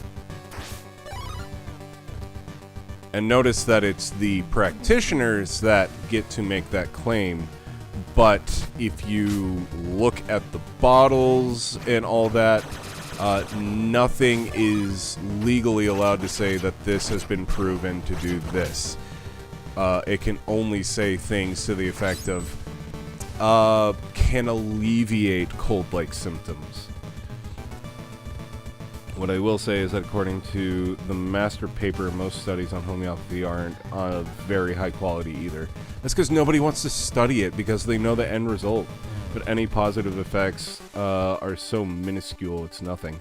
If you believe this is anything other than complete and utter bullshit, you do not have the mental capacity to be trusted to make your own choices with regards to medical care. Yeah, that's where I'm at. There's a lot of things that I don't like about Big Pharma, but at the very least, the medications that they make us ingest for ridiculous prices have been tested and shown to work or not be inferior to a product that's currently on the market. We call that displaying non-inferiority.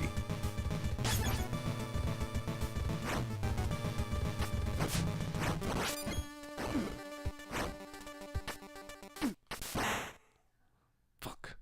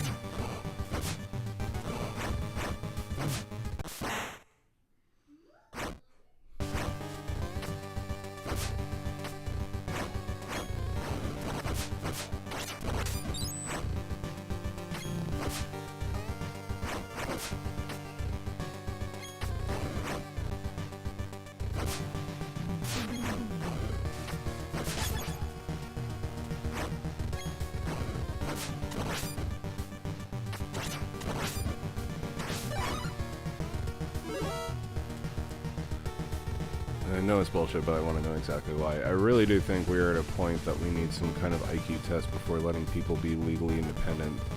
There's so many adult children tearing the country apart. RFK Jr. is Secretary of Health and Human Services, for fuck's sake. Yeah, right, Mr. I eat roadkill and vaccines are bad for you, but fucking roadkill is A-okay.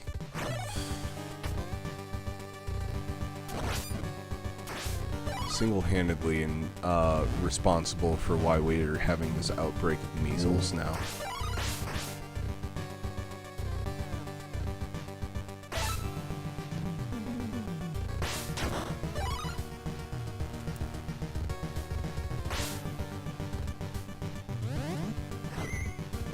Also, I just hate hearing that man speak. Have you ever just listened to RFK speak? He sounds like some retired, like, 70-year-old something on the beach of Florida and, like, that has just spent their entire life chewing cigarettes. Kind of roadkill. I think at one point he said bear. I think.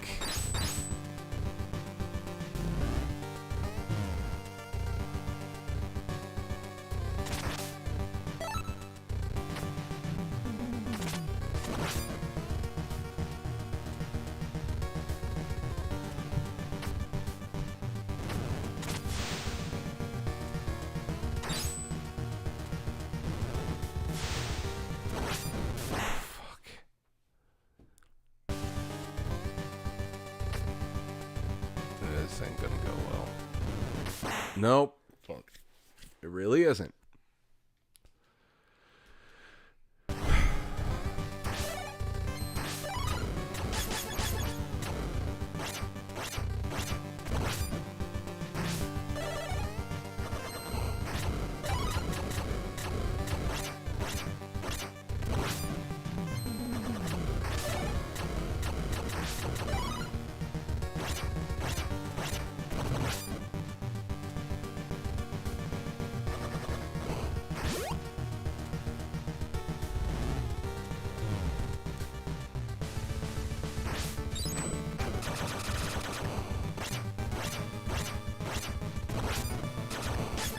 Does anyone know if this is the last level? Somebody do me a solid and look up a walkthrough of this and tell me if this is at least the last level.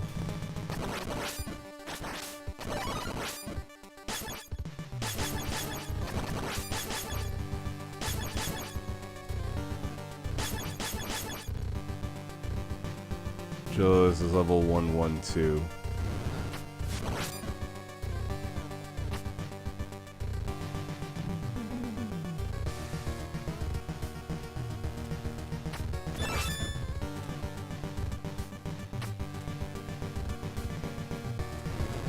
They did? Oh, Lord.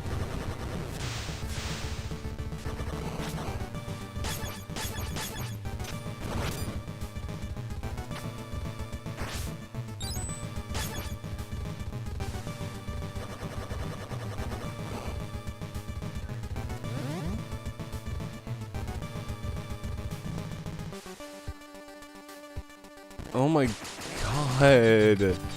What is wrong with boomers?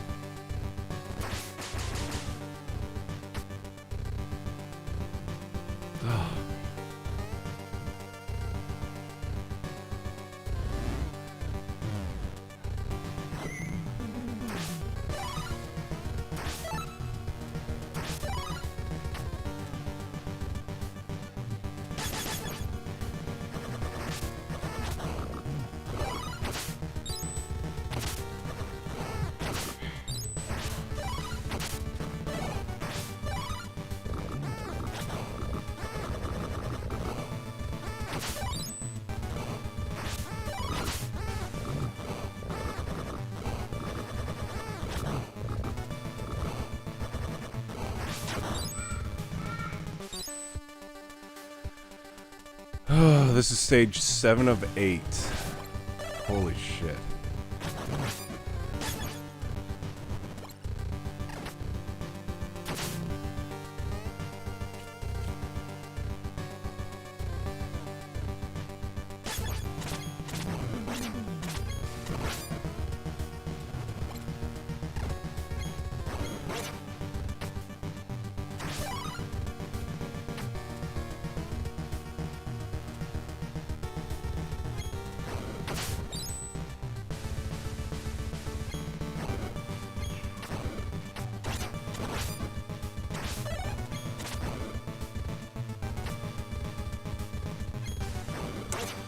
Ryder was telling me that she posted that her parents ate roadkill one time, and then she told me the story of how her parents ran over a deer and rather than let whoever come pick it up, they decided to take it to somebody to get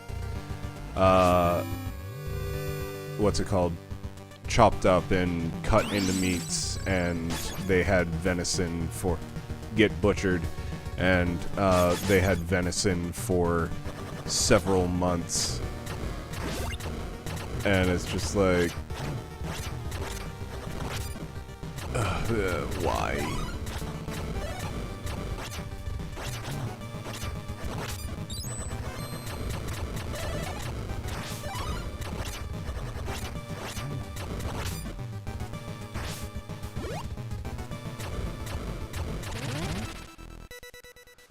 Okay, we're here.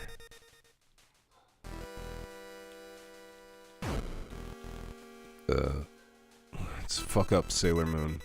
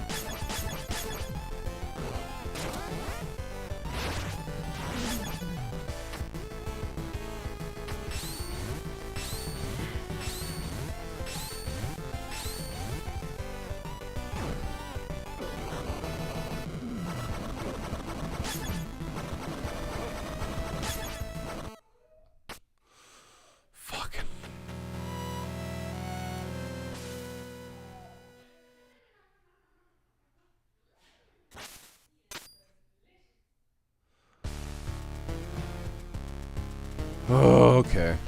That was significantly less painful than the last one. Stage 8, the Demon's Crown. We've made it. Okay, I'm gonna take one last break. I gotta pee, and then we'll come back and see what this stage is about. Hold on.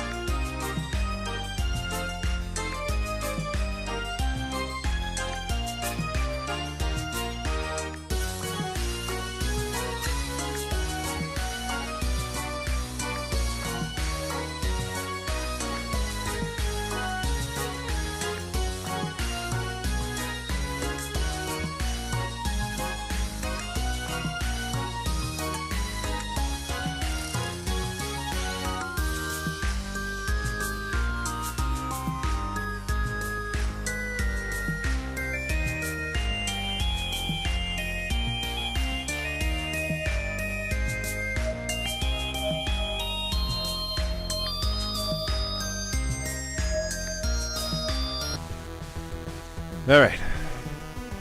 Let's knock this thing out.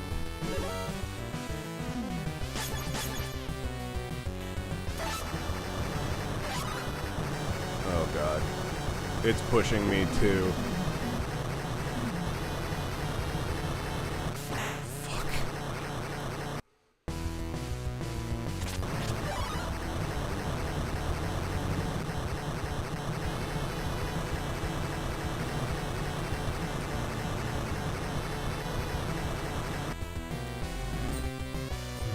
We got a save point already.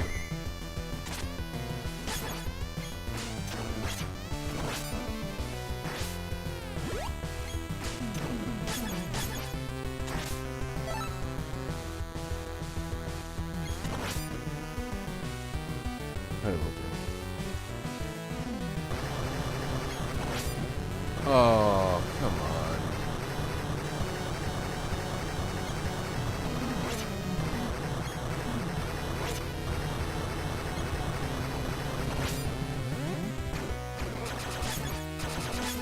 Let me guess. I'm gonna start coming up from the bottom. No? Interesting. I trick it. I see you.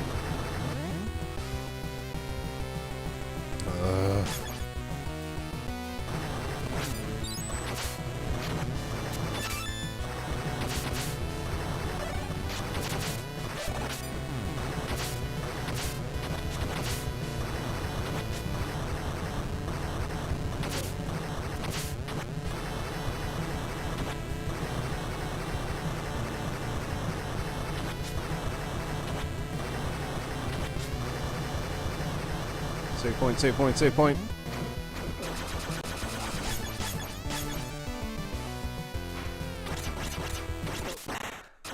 Fuck.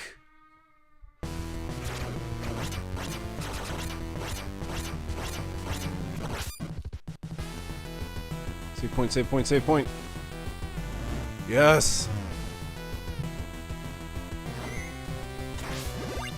Okay, I can die now. Is this the boss? Nope, just another area.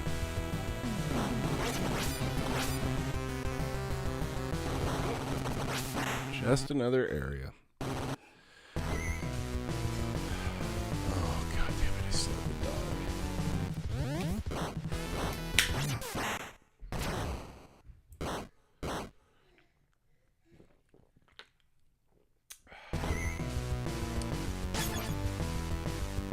Alright, let's do this.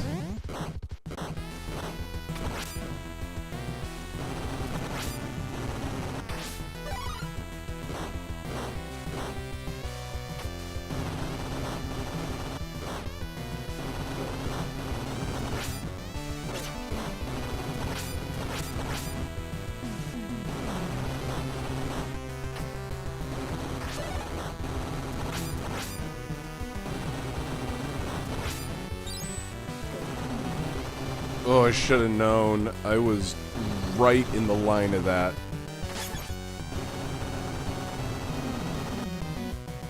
Right in the line of that. So stupid. Fuck!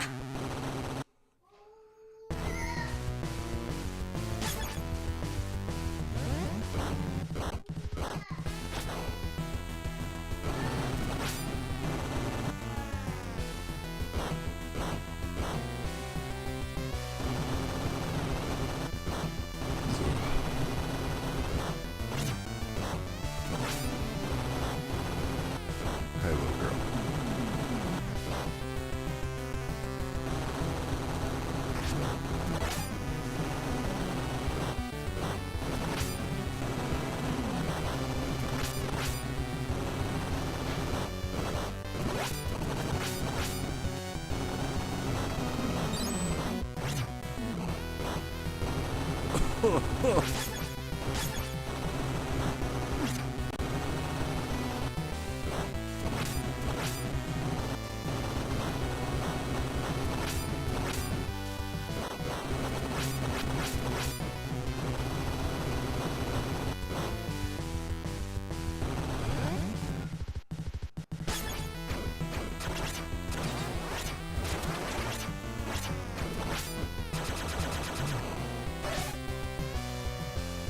You can come up if you want.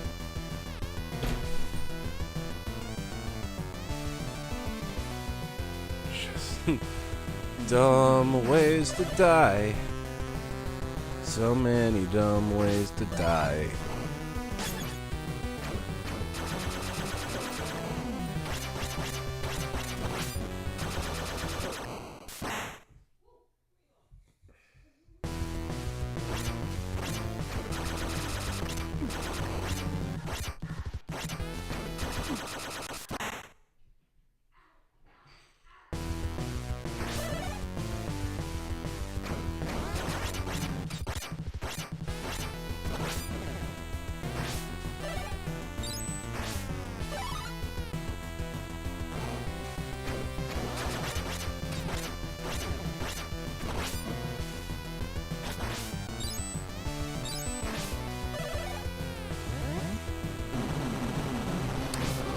It's another one of these.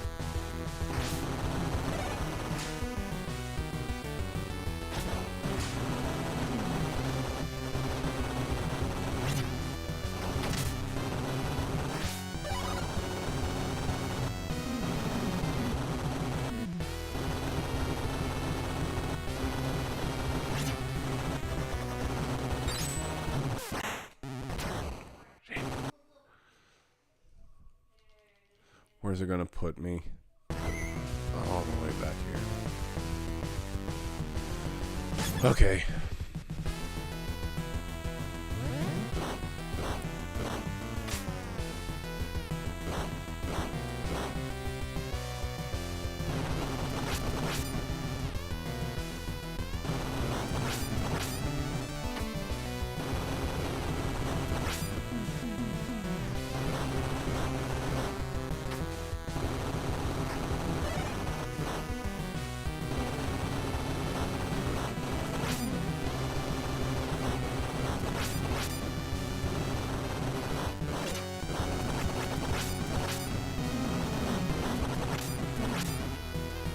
Okay. All right.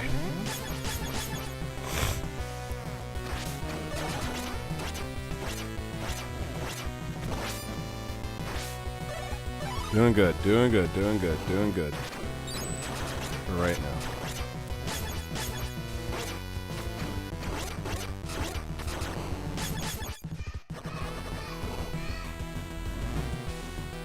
Nice.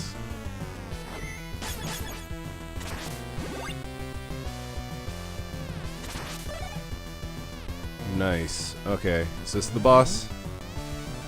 No? Okay.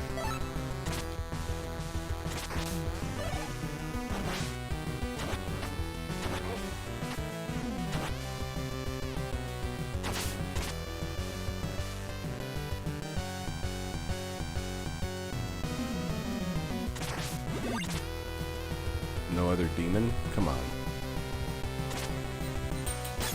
Certainly there's going to be another one.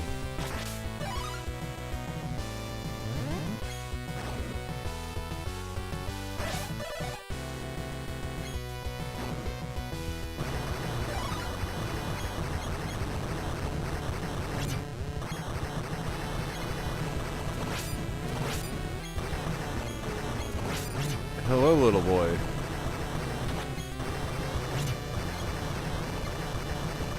Dada is concentrating very hard.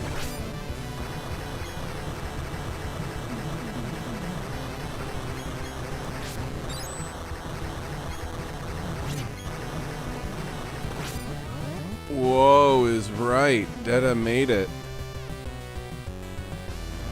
And he got to the save point.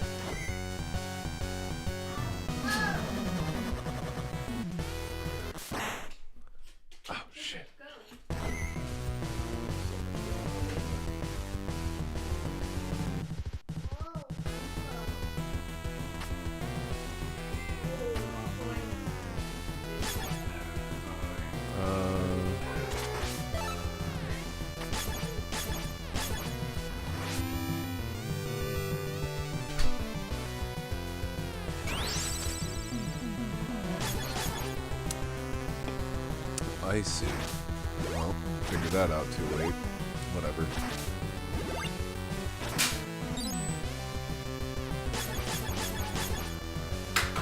Well, at least I've got everybody full health. So that's good. Oh, did I even need to jump that? Or is it just like an... Okay, I did need to drop off.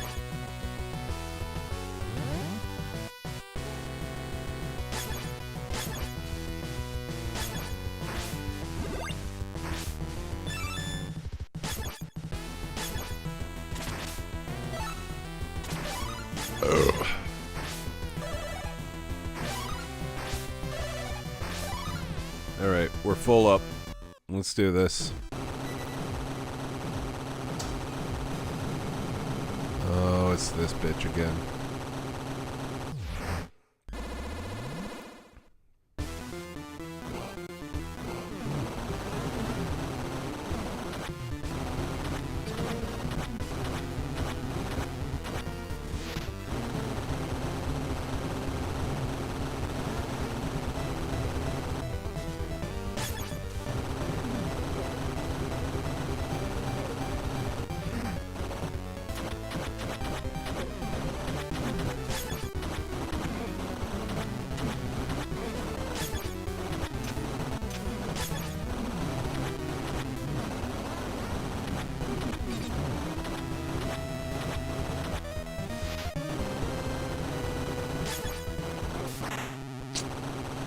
Yeah, but there's always going to be a phase 2, isn't there?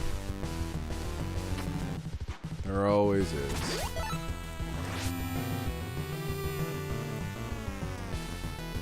At the very least, I've got this area to make things a little bit easier.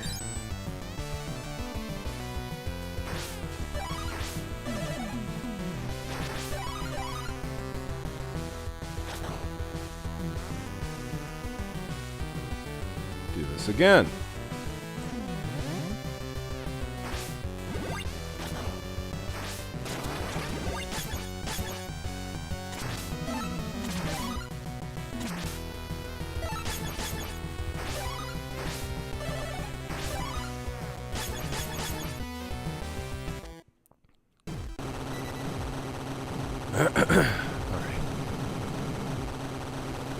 Let's see, I think I'm gonna shoot him from across the stage first.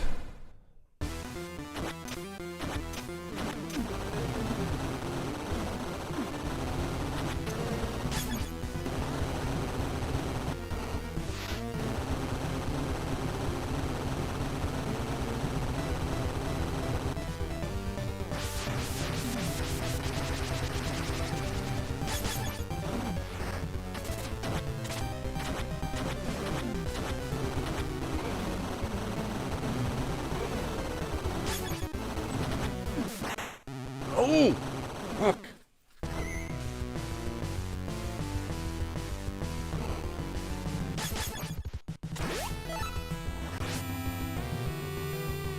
I'm just glad that this thing is here. This makes it so much more doable.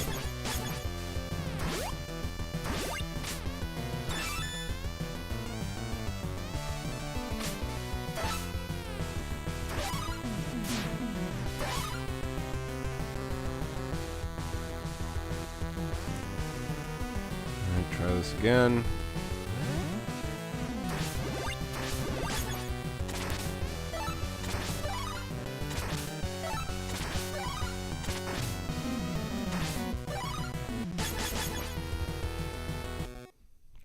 Let's try this with his demon mask power. See if it actually helps us.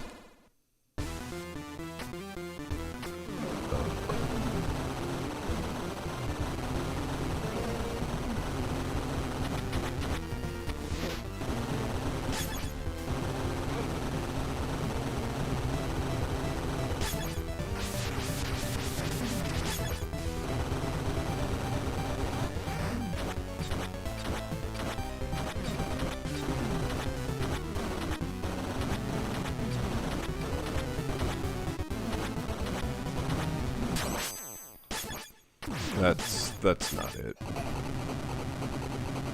There's no way. He's got to have a phase 2. They always have a phase 2. Yep, here it is.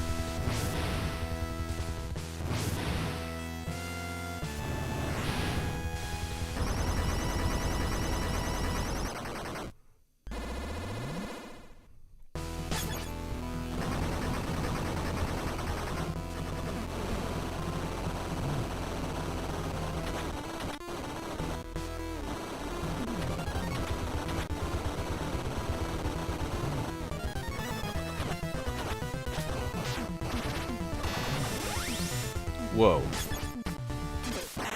Well, okay. Then there was that. Then phase 3 is Mike Tyson. Oh, don't give him ideas.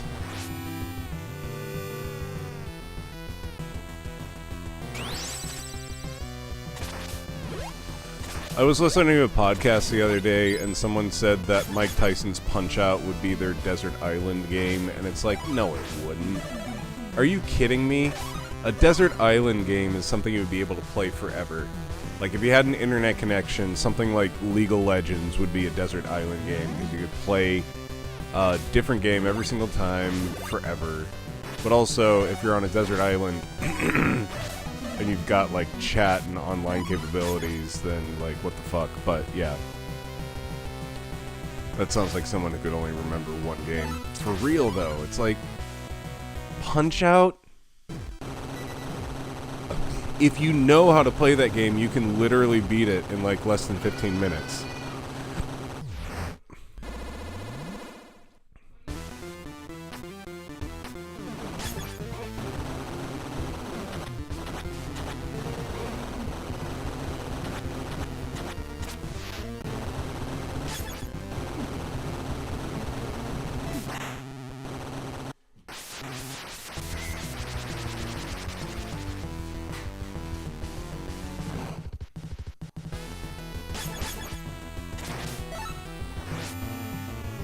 I think my Desert Island game would be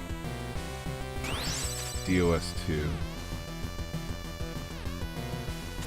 Oh, Divinity. Yeah, okay. Yeah.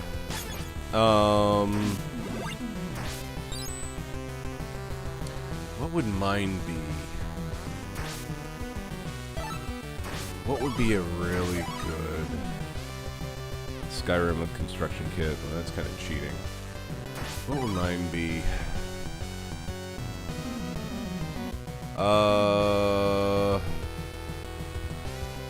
Slay the Spire would be a really good one.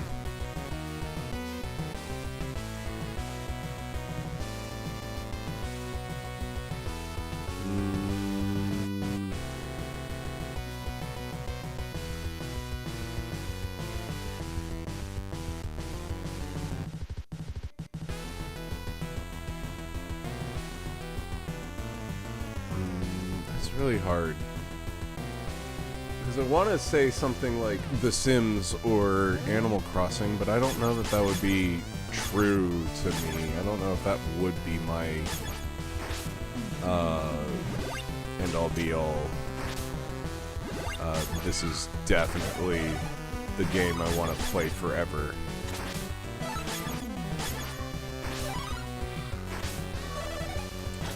Sims would get so boring after the first 1,000 hours. Yeah, exactly. I don't know, I'd probably go roguelites.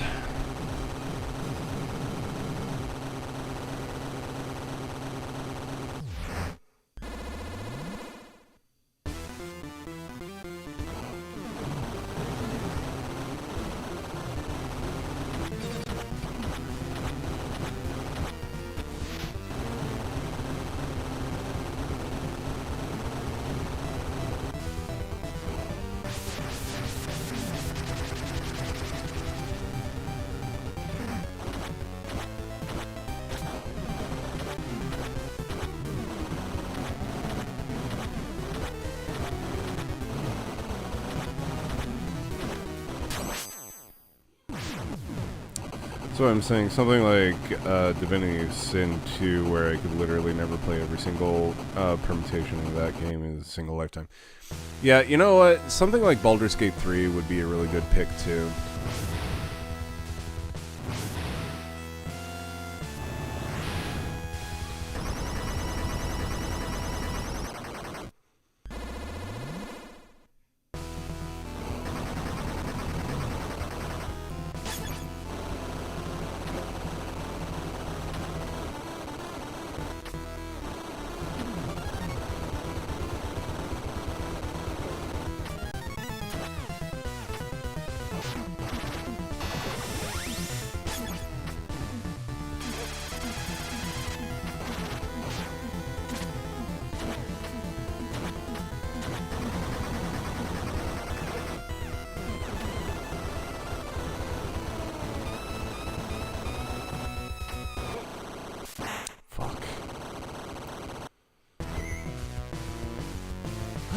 No! I should never play as her. I should never play as her. Oh, god damn it. Baldur's Gate 3 is also a good choice, but there are less possible ways you can play. It's more story-driven.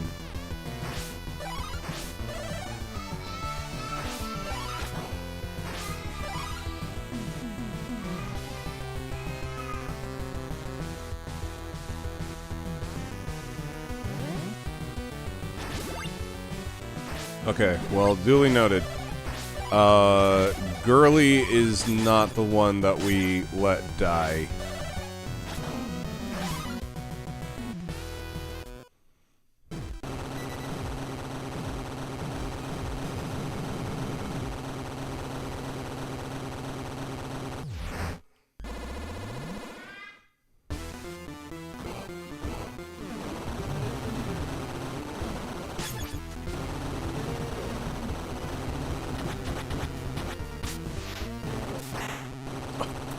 Fuck.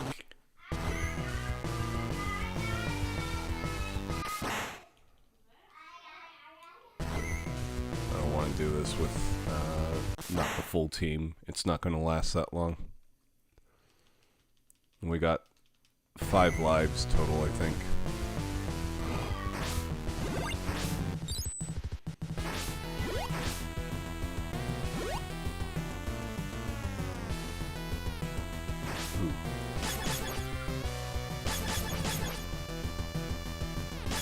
What? If we time it right, we can get somebody back or heal really, really good. Sure excited for Divinity Sin 3. Oh, yeah. That looks really good. I hope that they do as good a job on that as they did with Baldur's Gate 3.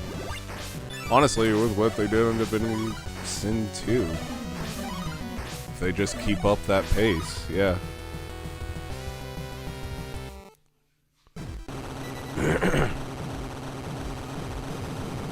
He's going to be back at full health, though.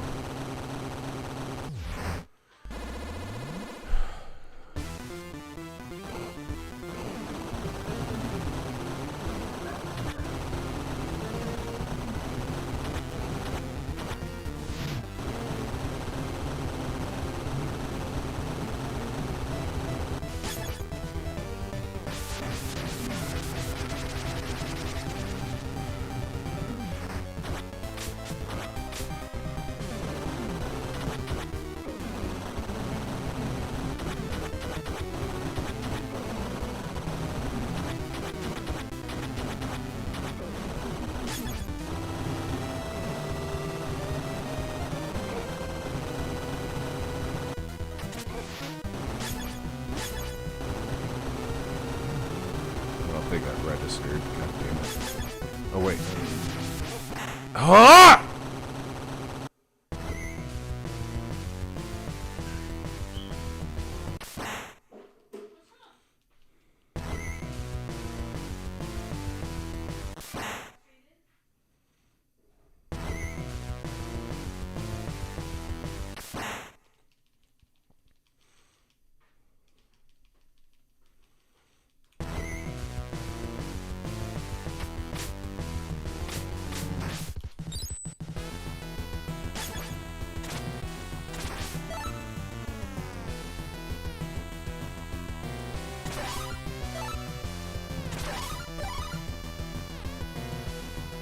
I didn't mean to do that, but whatever, we're all at full health.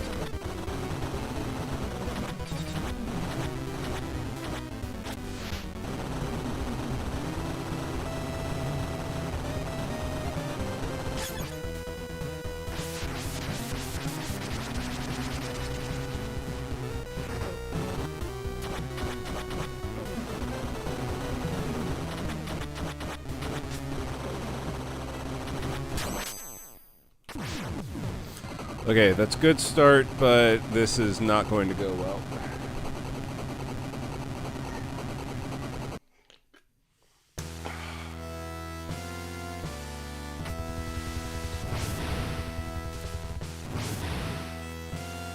Come on. Come on.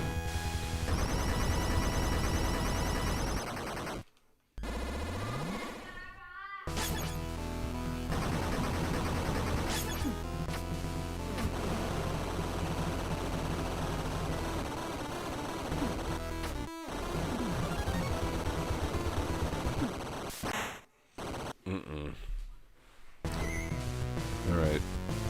As long as Girly is still alive, that's perfectly fine.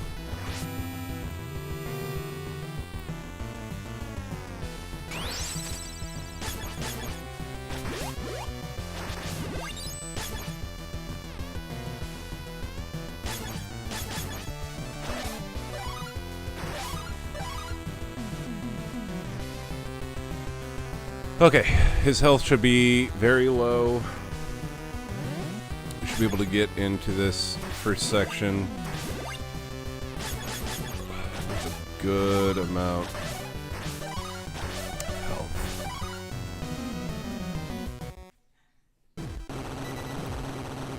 It's only a matter of time with this dude.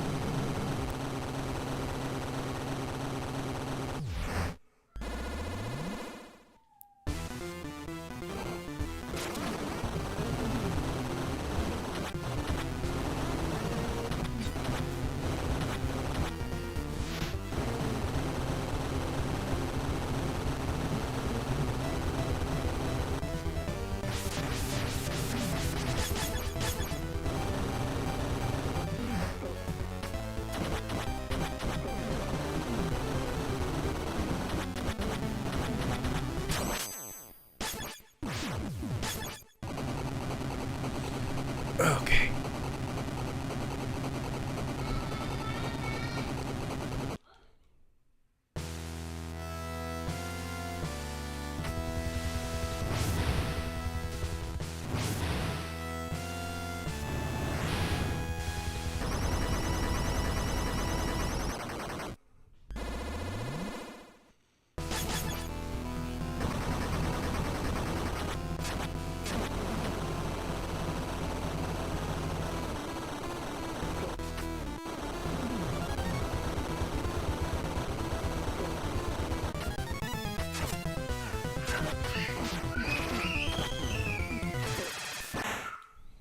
Jesus.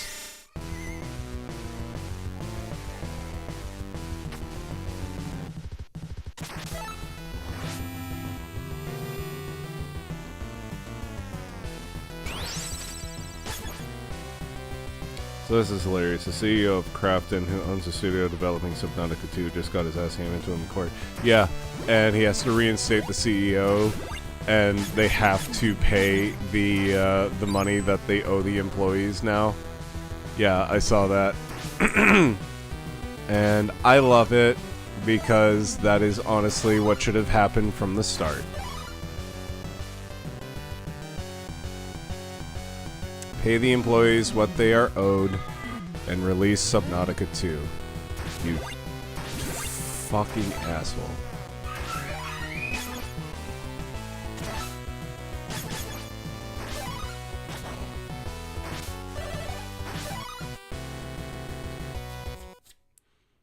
Apparently he used ChatGPT to come up with the ideas for how to screw over the studio leadership. Yeah, and he also used ChatGPT to figure out what he should be saying in court without advising his lawyers beforehand. And his lawyers found out and were like, are you kidding me right now? This is just like the worst combination of things I think I've ever heard somebody say that we're trying to defend in court.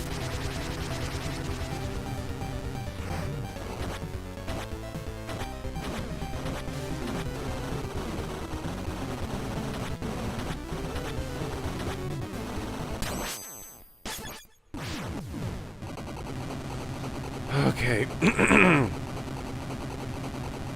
I really got to figure out this part of the fight. This is really hard.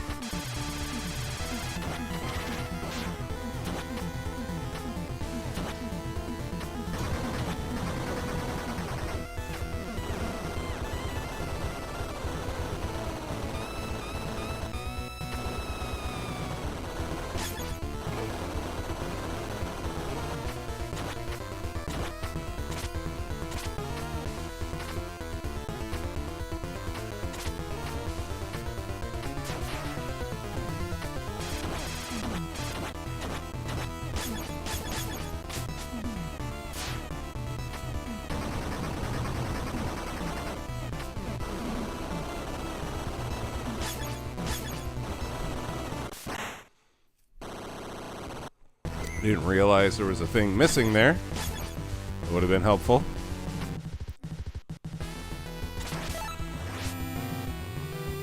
Apparently, yeah.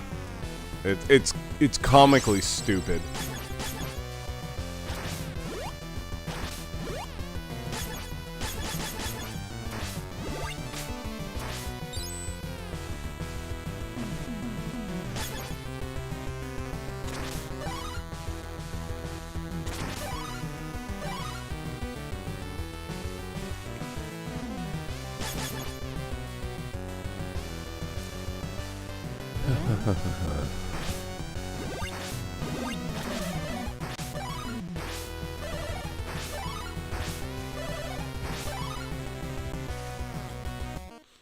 Alright, let's do this. People put way too much faith in AI. Yeah. It's so bad. AI is supposed to help, but the amount that people have just begun to lean on it, and it isn't even like 10 years old yet, like ChatGPT and shit like that. It's so sad.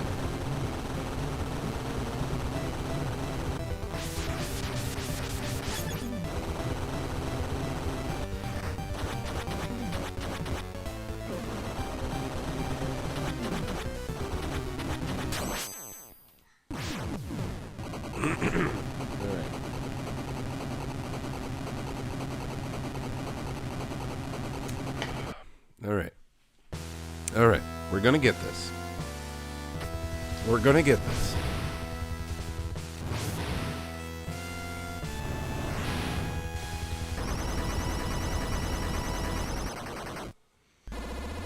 Okay, what's your first move, buddy?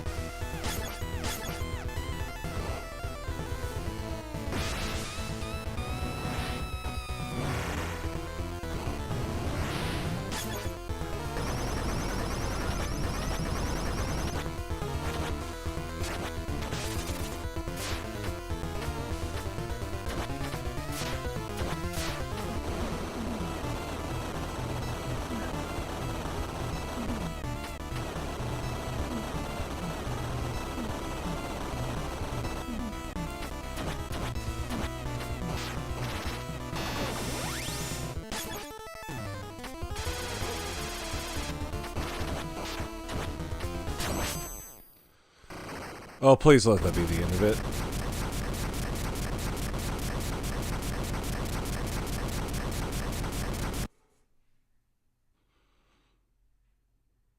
Oh, please don't be a phase 3. Crush him. Your phone's upstairs.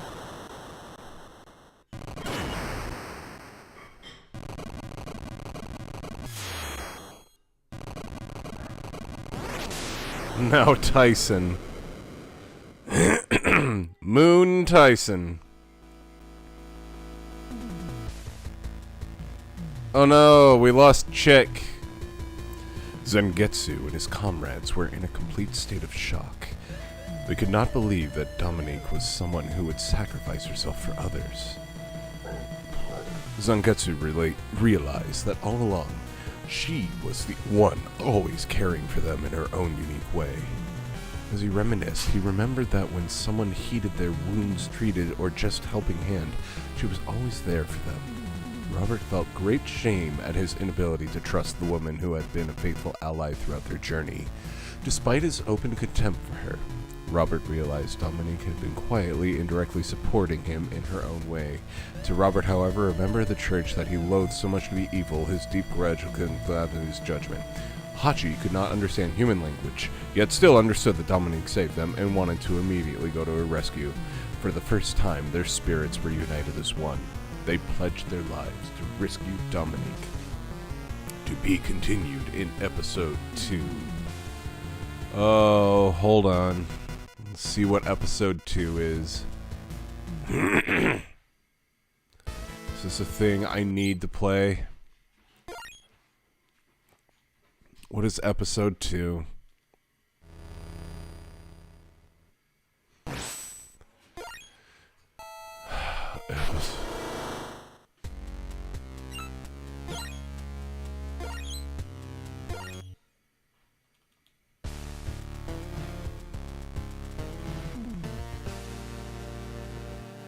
That wasn't what I meant to do. Get fucked, Jill.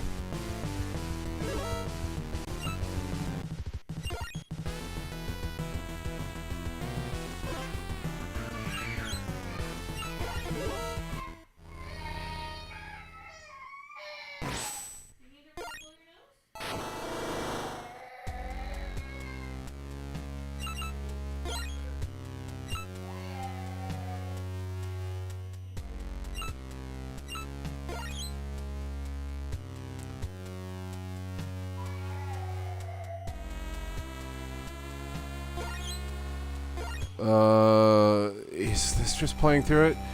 Dominique protected Zangetsu and the others, and in doing so became possessed by the very demon they sought to destroy.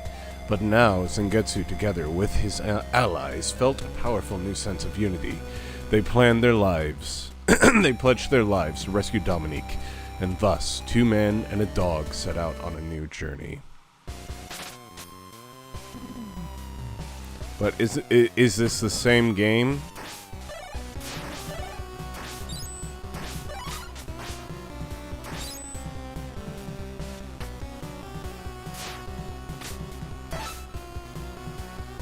I'm confused. According to fandom, is one of the main episodes. The second chapter is marked by increased difficulty. So it is the same thing, but just harder.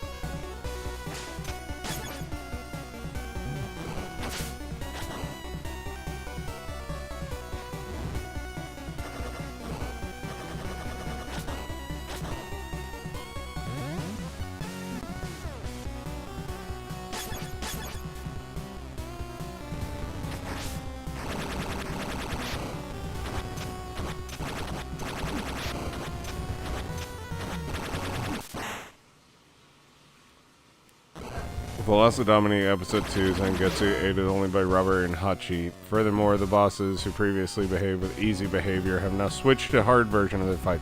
Okay, so the game's done. This is, Episode 2 is just a harder mode. Duly noted.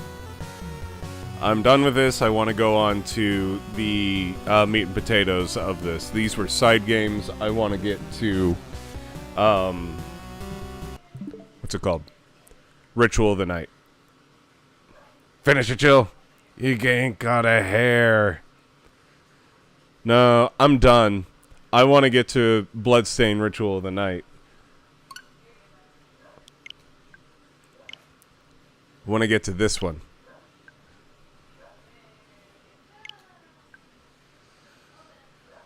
Thank you for doing this right at this moment.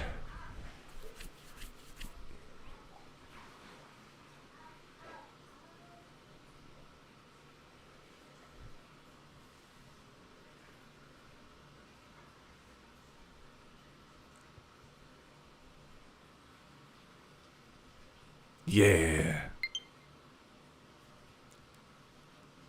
With the Triforce.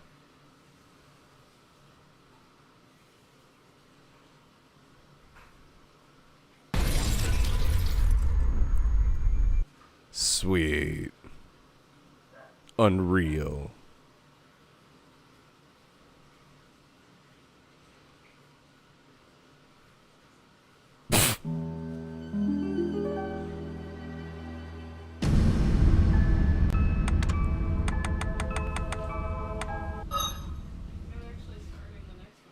No, I just wanted to take a really quick look at something. Check this out. They have classic.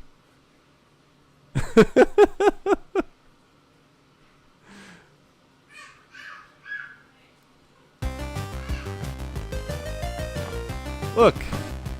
It's like my Castlevanias.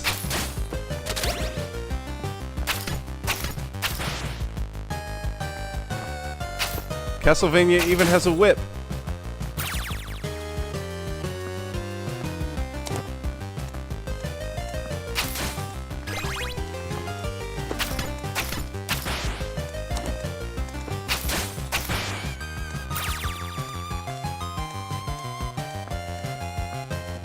I love this. It's so nice.